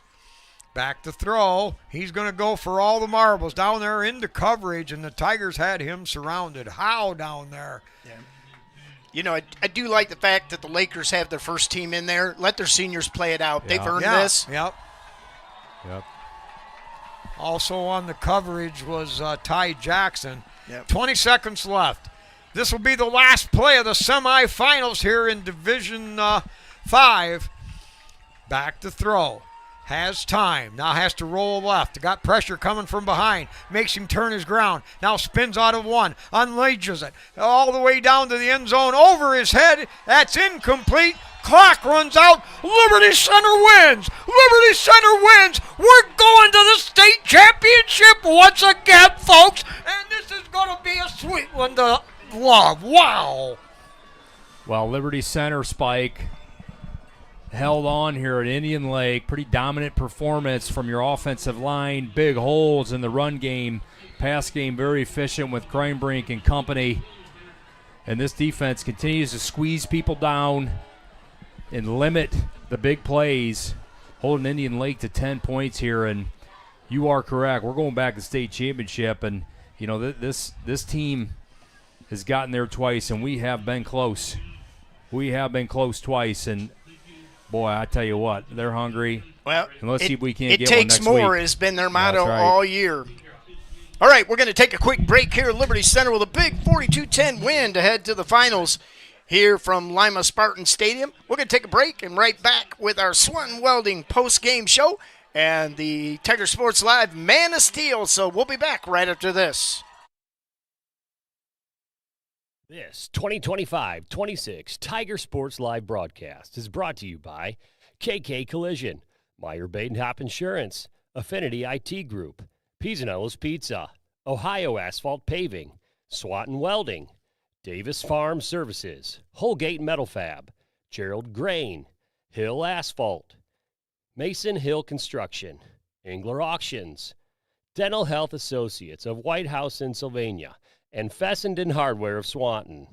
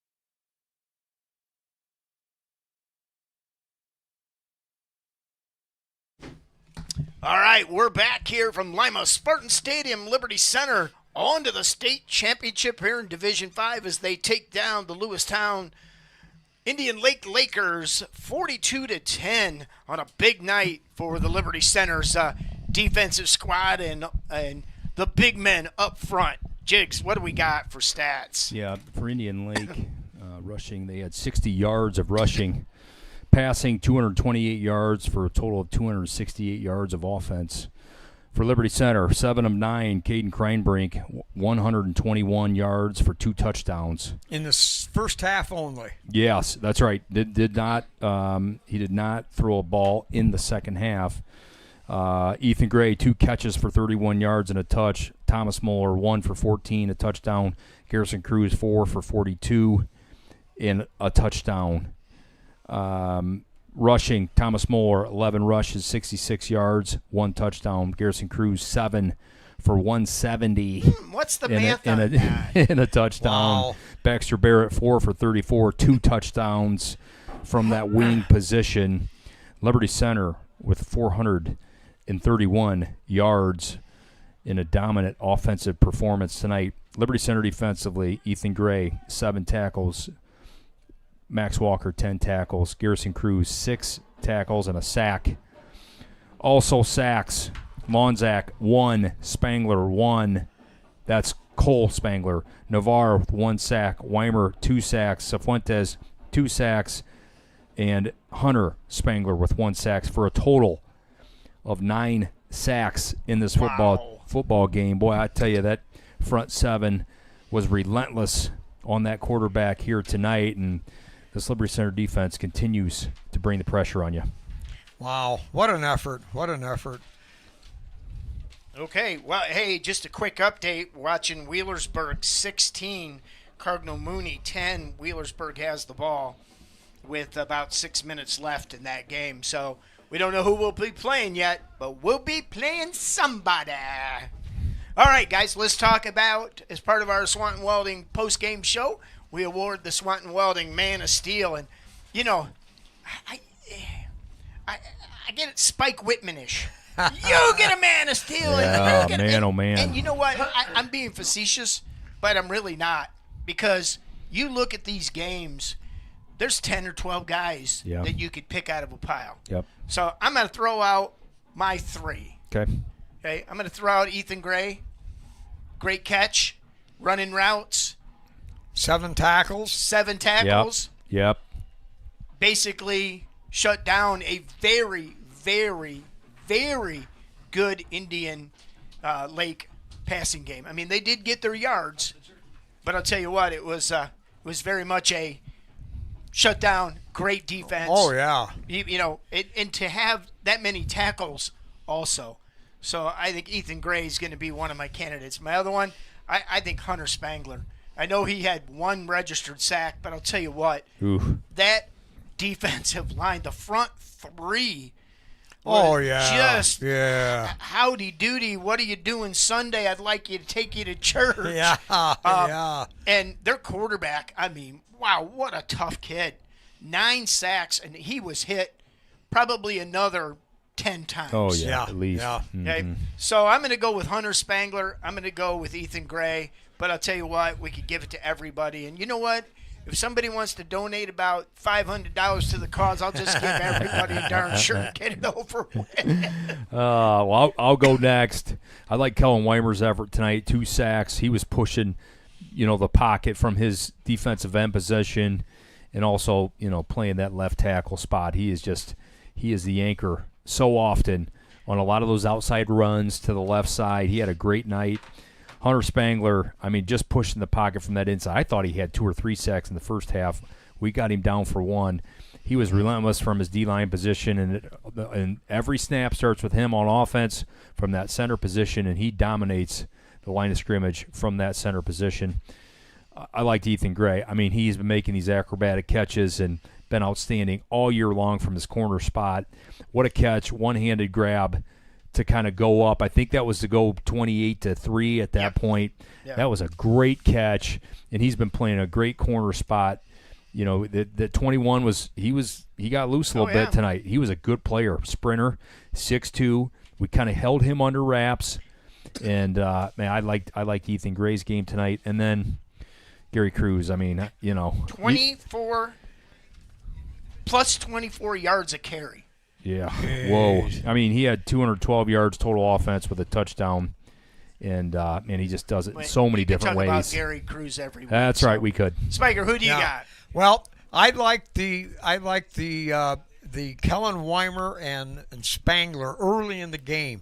They set a tone early on, and I think Indian Lake tried to play catch up the rest of the night. They had to go to the air, but Weimer's contributions early and Spangler in tandem. Spangler especially got credit for 1 sack, but he had another one in my book which should count as a sack.